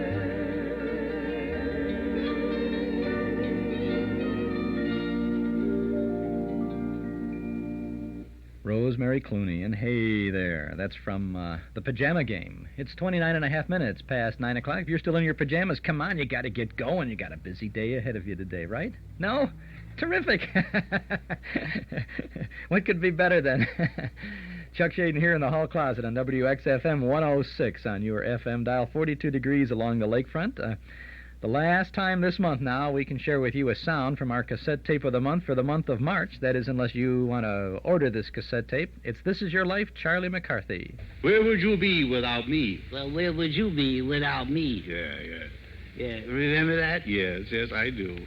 And you know, Bergen, I can see your lips move. All right, please. That burns him up. Yeah. I know. You know, it louses up the illusion. Yeah, I know. See, now you have me so confused I don't know where I am. Well, you're sitting right there and laying an egg. All right. Why don't you sit on my knee, Bergen, really? Ladies and gentlemen, I am practically doing a single up here. All right. Those are two of the greatest comedians I've ever heard, Edgar Bergen and Charlie McCarthy. They are wonderful, and they are on Ralph Edwards' two-part presentation, This Is Your Life, Charlie McCarthy. And I know that if you send for this tape, you will really enjoy it. The hour-long program features Edgar Bergen, Mortimer Snurd, Rudy Valley, Dorothy Lamour, Hopalong Cassidy, and many others as they pay tribute to our little wooden friend, Charlie McCarthy. It's our cassette tape of the month for March, and it is yours for only $5 from the Hall Closet, Box 421, Morton Grove, 60053. This Is Your Life, Charlie McCarthy. Two consecutive half-hour programs from March of 1950. They are yours back-to-back on our March cassette tape of the month. $5 from the Hall Closet, Box 421, Morton Grove, 60053. Or you can get your March tape at any of the four offices of Northwest Federal Savings in Chicago, Des Plaines, Norridge, and Arlington Heights. Charlie McCarthy, This Is Your Life, our cassette for March, $5 from the Hall Closet, Box 421, Morton Grove, 60053. Tomorrow, we will announce our brand new cassette tape of the month for April. No fooling, it's a good combination of radio shows, too. And you'll be able to pick up that for $5. But this one now will be, after today, available, but for $6. That's kind of a little tease to get you to buy it during the month of March. Chuck Shaden here in the Hall Closet. Eden's Plaza Shopping Center, where you can shop with confidence for all the family. Eden's Plaza Shopping Center, where Eden's Expressway, Skokie Boulevard, and Lake Avenue meet at Wilmette. Eden's Plaza Shopping Center, easy to reach, easy to park, easy to shop. Quality plus value 7 days a week at Eden's Plaza Shopping Center in Wilmette. A little trivia for you this morning now as we continue our Hall Closet program on WXFM. What do the names Frank Smith and Pete Gannon mean to you? What do those two names have in common? Who were Frank Smith and Pete Gannon? If you know, give us a call at 545-2260. First one in with the correct answer, we'll have a little prize for you. Who were Frank Smith and Pete Gannon? 545-2260.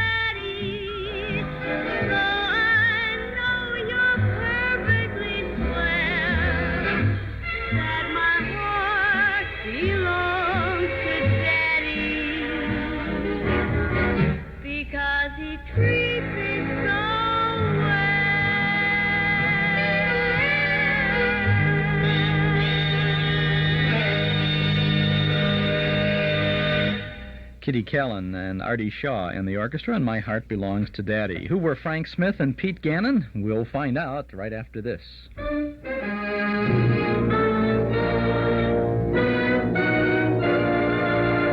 Mr. Interest Accumulator, champion of the people, defender of the vault, guardian of our fundamental rights to life, liberty, and the pursuit of daily interest on passbook savings.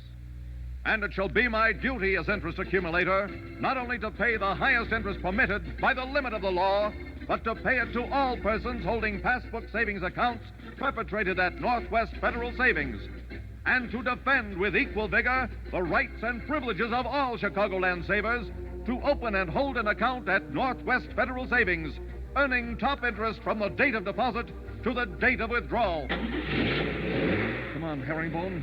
We're going to Northwest Federal Savings to investigate the case of the growing balance.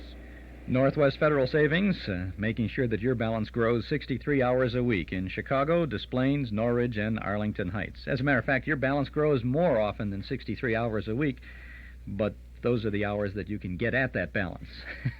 You don't want to get at it unless you want to increase it, right? This is Chuck Shaden on our hall closet from WXFM 106 on the FM dial.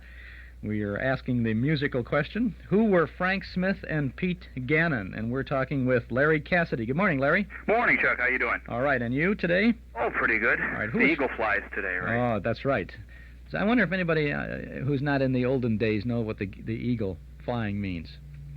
Oh, I would. The ghost walks. Remember they said That's pretty common. Don't they say the ghost walks and the eagle flies, right? That's and the dollar limps. Right? That's payday, right? Yes. For a lot of people. The 15th and the 31st is payday, right? Matter of fact, right. The ghost walks and the eagle flies. Boy, I haven't heard that for a long time. I haven't had any paydays for a long time. Wait a minute now. Who were Frank Smith and Pete Gannon? Frank Smith and Pete Gannon were the two partners of Joe Friday on Dragnet. And Frank Smith was played by Ben Alexander. Uh-huh. And after he passed away, was it Harry Morgan? Harry Morgan, Harry right. Morgan took over the part as the partner. All Another character that was in that series quite a bit, and I'll turn the tables on the trivia questioner and make you a questionee. Very famous radio personality was on the show quite often as a lab technician, and every time they had evidence and they would go in and they try to see, just exactly what that little hair or fingerprint or piece of dust meant, they would talk to this fellow, and he was on the show quite regularly. You're talking about Olin Soule? I tell you what, Chuck. See, now we're even. The prize that I just won, you just won back. I got an. It broke even. I got an invisible facsimile. That's why I was going to give. Fact. Listen, all right, I got one more for you then, Larry. If you're so smart. Okay.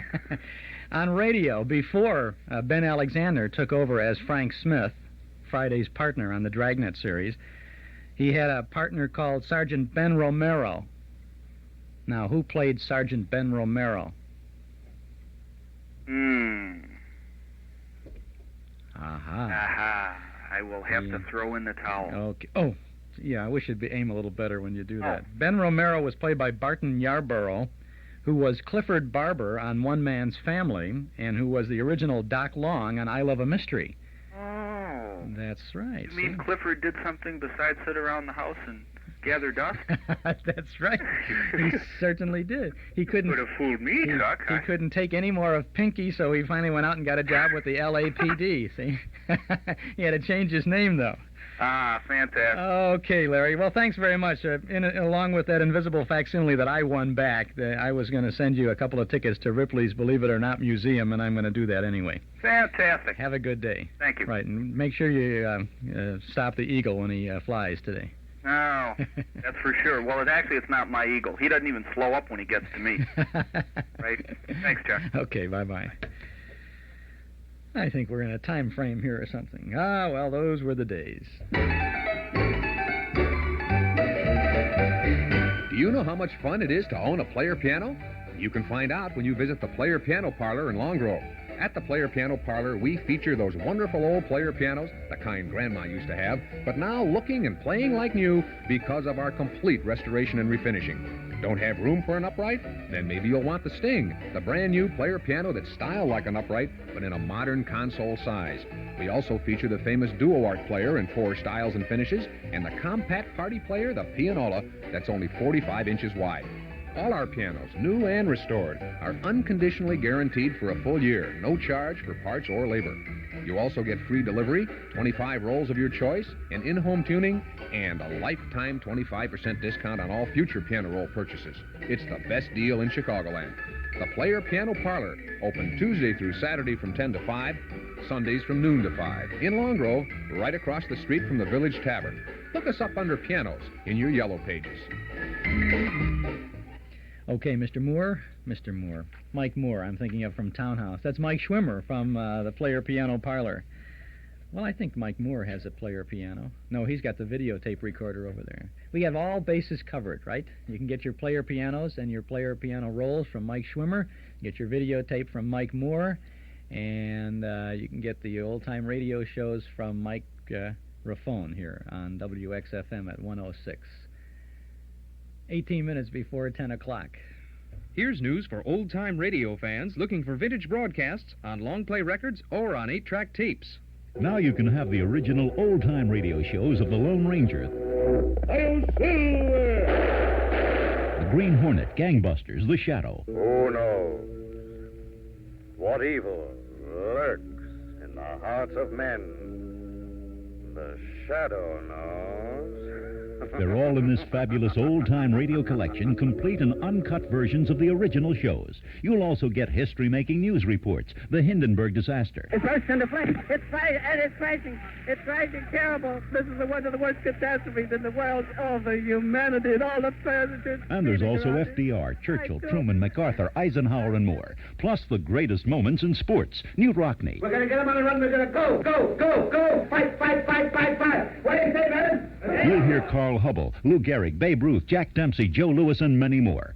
Act now, and you'll also get an extra record of real radio fluffs, goofs, dozens and dozens of embarrassing mistakes. 5 sensational records, yours for just $9.95. 8-track tapes, only $14.95. And if you act right now, you'll also get the fabulous zany Spike Jones playing 10 of his greatest hits, including Cocktails for Two. In some secluded rendezvous that overlooks the avenue, with someone sharing a delight, chat, this and that, and cocktails for two.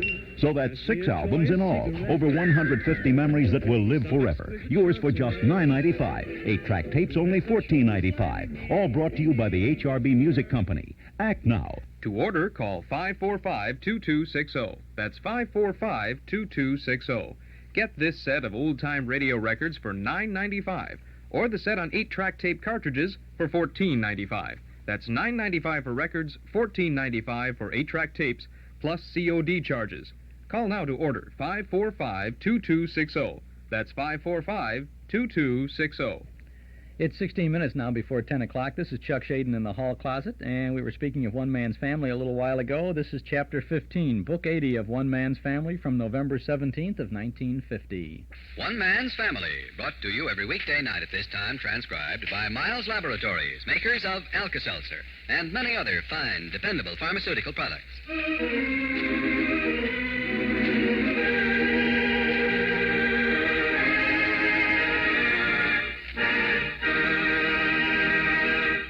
Overheard between Hazel and Pinky in their living room. You haven't yet told me very much about Eunice, Pinky. I don't care about her cars or the yacht or the swimming pool. What about Eunice? Tall. What? She's tall, Mom. But let's not discuss it anymore. Her father's going to be here to talk about our marriage any minute now, and I want to be calm. So that's how it is with the barbers today. When you find at bedtime something you've eaten is causing your stomach to feel upset, uncomfortable with acid indigestion, well, there's no need to let this common ailment rob you of a good night's sleep. Just remember to take Alka-Seltzer before you go to bed. That's right. Drop 1 or 2 Alka-Seltzer tablets in a glass of water and drink this before you go to bed. Alka-Seltzer will relieve that uncomfortable feeling of acid indigestion in your stomach, so you'll sleep better and wake up feeling better next morning. That's a real tip, friends, so remember it, won't you? Take Alka-Seltzer before you go to bed. Where there's Alka-Seltzer, there's a way to fast relief from acid indigestion. Chapter 15, Book 80. Hazel Barber Murray, sitting at the dressing table in her own bedroom, gives a final pat to her hair, swirls her dress before the mirror, and thinks. Sometimes being a parent calls for more than judgment, more than intelligence, more than talent. It calls for genius. Now she starts downstairs, where in the living room, her son Pinky, looking very spruce and combed, is watching out the window. Eunice's father, Oliver Higby, phoned an hour ago to say he was driving over from Belvedere, arriving at 4:15 for a little talk with Pinky. The boy seems nervous as Hazel joins him. What time is it, Pinky? Huh? 4:11, Mom. I presume Mr. Higby will be prompt? Oh, sure. He'll be on the button. He's a big businessman. He lives by the clock. Are you sleepy? I don't know. I keep yawning all the time.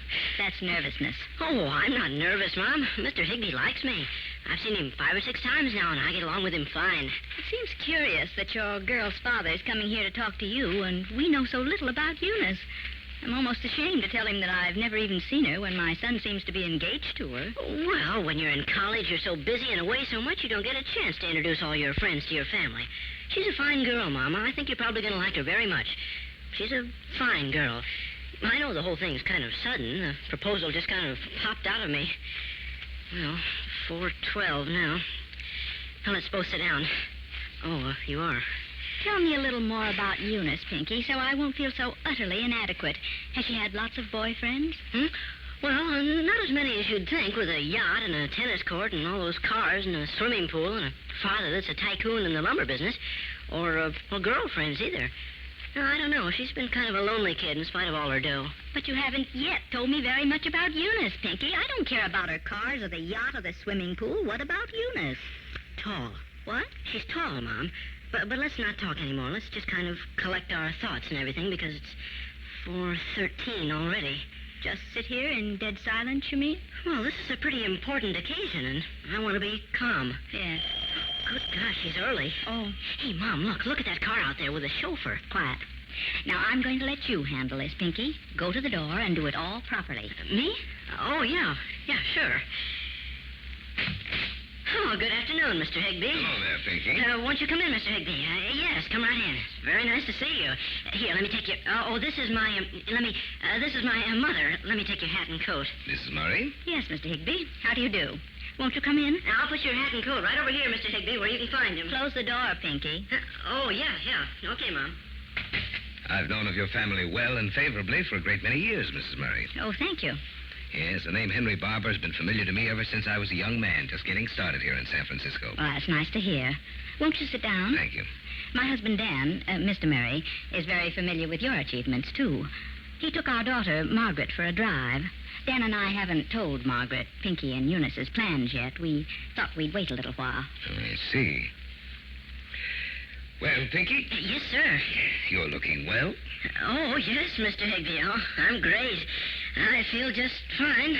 You feel up to a little private talk with me, Pinky? I'm sure your mother would excuse us. Oh, yes, of course. I've always felt, Mrs. Murray, that the thing to do when you're up against anything that requires a decision or action, let me say, it's best to face right into it. I know what you mean. So often a man wastes time worrying and fretting when instant action would clear the decks for him and let him sleep at night. Is that sort of a maxim in your business, Mr. Higby? Yes, Pinky. In my business and my personal life, I make it a rule of thumb. So, if you wouldn't mind, Mrs. Murray? Oh, not at all. Of course not. Take Mr. Higby into the den, Pinky. Oh, yeah, sure. Right this way, Mr. Higby. Mrs. Murray, you will excuse me. Surely. I'm sure we'll see eye to eye about a great many things, Mr. Higby. I shouldn't be at all surprised. Mr. Higby? I'm coming, Pinky. Well, what a charming room. I'll close the door and we can be comfortable. Well, I had a nice weekend on the yacht with Mrs. Higby and Eunice while you were up north, sir. Mm-hmm. Captain and I got very well acquainted. He's a fine fellow. And then Eunice came over the other night, and we went out for a drive, and, well, we decided, well, almost from the very first day we met at Stanford, we... You fell in love. Yes, yes, sir. Mrs. Higby was telling me that you and she got married when you were quite young. Well, not too young, Pinky. I was 26. She was just turning 20. Oh. Let's see, now, how old are you? I'm practically 19, Mr. Higby. 18, huh? And Eunice is 18. So we have two people, 18, wanting to get married. Now, that's where we start, isn't it? Well, if you're going to say we're too young, Mr. Higby, I think there's a general misconception about when people mature. I do, too, Pinky. A man's lucky if he's mature at 50. Very few are. Now, then, let's see. You plan to finish your college career. Oh, sure. Oh, that's good. It's been one of my dreams that Eunice should complete her college. What are you taking at Stanford, Pinky? I was taking economics, but I thought I'd switch to forestry next year and go into that. Forestry? Yes, sir. I'm very much interested in the lumber business. Well, economics wouldn't have done you any harm, even in the lumber business. What sort of marks you making, Pinky? Marks? Yes. Marks. Yes? I've left Stanford, Mr. Higby. Oh? Why? Well, I flunked out. Of Stanford? Yes, sir. I'm switching to Cal next semester. My brother goes there, Hank, my twin brother. I had hoped Eunice would continue at Stanford. I have a very high regard for the school. One of our greatest universities, no question about that. But be that as it may, what are you doing right now, Pinky? Right now? Well, Mr. Higby, I've been, that is, temporarily, I'm working for my grandfather. Mr. Henry Barber? Yes. I thought he's retired. Oh, he has. I'm working for him in his garden. Oh, I see. Yes, I'm taking up a flagstone walk, and I'm going to put in bricks. I've seen pictures of your grandfather's garden in the papers from time to time. He must think highly of you as a landscape gardener, Pinky. Well, you see, Yes? It was sort of a family situation. I owed him a little money, so I... Oh? Yes, I remember. Eunice told me something about that. You have an obligation to your grandfather, and you're working it out. Well, that's very admirable. But that brings us, unhappily, to that tedious old subject of money, doesn't it? Sir? Money. I say that tedious old subject. I'm afraid you and I will have to discuss a very crass subject, man to man, Pinky. Yes, sir? You know very well that I wouldn't pry into your private affairs under any other circumstances. Oh, no, sir. But I must ask, you see, how do you propose to support a home and Eunice and still go to college? My general idea was that I'd study forestry, and really study it hard, Mr. Higbee, and eventually, keep it all in the family, as it were, And work up in my business. Yes, I'd like that very much. I see. Well, we always need young blood. But in the meantime... Sir? You see, Pinky, Eunice has no money of her own, only what I give her. And I'm sure that any young man she loved, and I presume she loves you, Pinky, any young man with the qualities of manliness and self-respect worthy of Eunice's love certainly wouldn't want to live on her father. Now, would he? Oh, no. Young people sometimes don't quite think things through, Pinky. Thinking is one of the hardest things the human race has to do. We avoid it if we can. Almost all of us. But stark reality every now and again brings us to the place where we actually have to sit down and think. And that's what I want you and Eunice to do. Beginning now. Yes, sir? I wouldn't stand in the way of Eunice's marriage, not for 1 minute. If you two, even at 18, want to get married, that's entirely up to you. Oh, boy. At the same time, for your own sakes, you would have to make the grade strictly on your own. Strictly on your own, right from the beginning. That would mean for you finding a job and enough money to support a wife. How could you do that? Marriage on a shoestring is difficult at best, Pinky. Yes, sir. Now, if you're interested in forestry and you want to go to work in one of my mills or the lumber camps, I'll start you at $35 a week and advance you exactly as you deserve and no faster. If you and Eunice love each other, and I assume that you do, you could marry then any time you were ready. I suppose you think it over, Yeah. I'm going to have to do a lot of thinking, all right.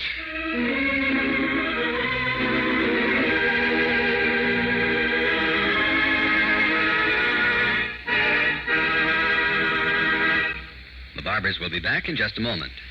And now, attention all homemakers. There's a new and different household antiseptic on the market that is clear and stainless, practically painless, even when used full strength on cuts and scratches. And its name is Bactine. Let me spell that for you, because I'm sure you'll want to remember to get it at your drugstore.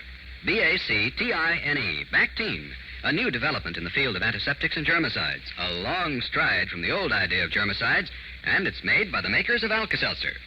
Bactine has so many uses in the home, you'll surely be amazed. Use Bactine freely on cuts, scratches, and abrasions. Use Bactine to relieve the discomfort and combat the infection of athlete's foot. Use Bactine as a household and sick room disinfectant and sanitizer. Yes, it's really a wonderful new product, this Bactine, with actually multiple uses. And we want you to try it at our risk on this double-your-money-back guarantee. Get a bottle of Bactine from your druggist. Try it in many different ways, according to the instruction sheets that come with it. Then, if you don't think Bactine is the finest general-purpose germicide you've ever used, return the empty bottle to Miles Laboratories, tell why you don't like it, and you'll get double your money back. Remember, that's Bactine, spelled B-A-C-T-I-N-E. Here's the family again. Well, Pinky, what did Mr. Higbee say? Gosh, Mom, he put me in a dilemma. I don't know what to do now. I gotta think.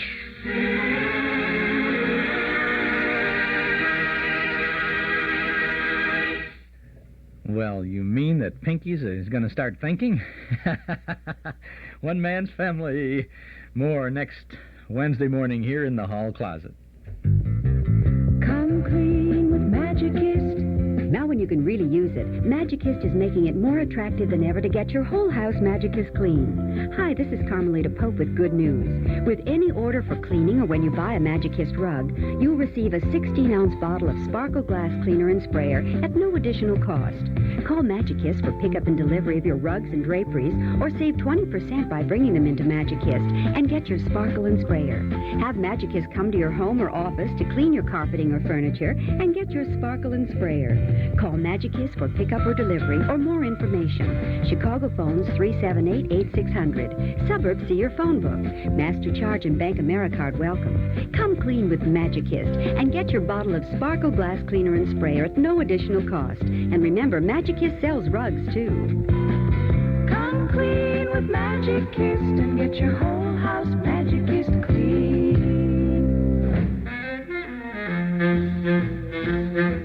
Well, the old clock up on the studio wall says it's time to go for now. We'll be back again tomorrow, same time, same station, with more sounds of entertainment from the hall closet. We certainly could not let the 1st of April pass by without some foolishness in the closet. I mean, more than we usually have. So tomorrow morning, we're going to have a morning of foolishness on record with all of the great old comedy recordings that we've heard and loved over the many years. We'll have Spike Jones, Stan Freberg, Alan Sherman, Yogi Jorgensen, Groucho Marx, Nichols and May, and many others. So we hope you'll join us tomorrow from 8 until 10 here on WXFM. This is Chuck Shaden. Thanks for listening.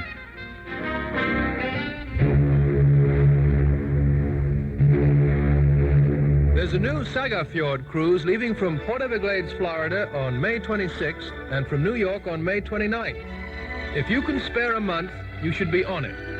I'm George Plimpton, suggesting that this very special cruise is just waiting for people like you who want to welcome in the summer and in style. You'll cross the Atlantic in luxury that would delight an aristocrat and visit Copenhagen, Oslo, Helsinki, Leningrad, and 6 other ports. Yes, I think this Baltic, Russia, Scandinavia cruise from Norwegian America Line may be just the vacation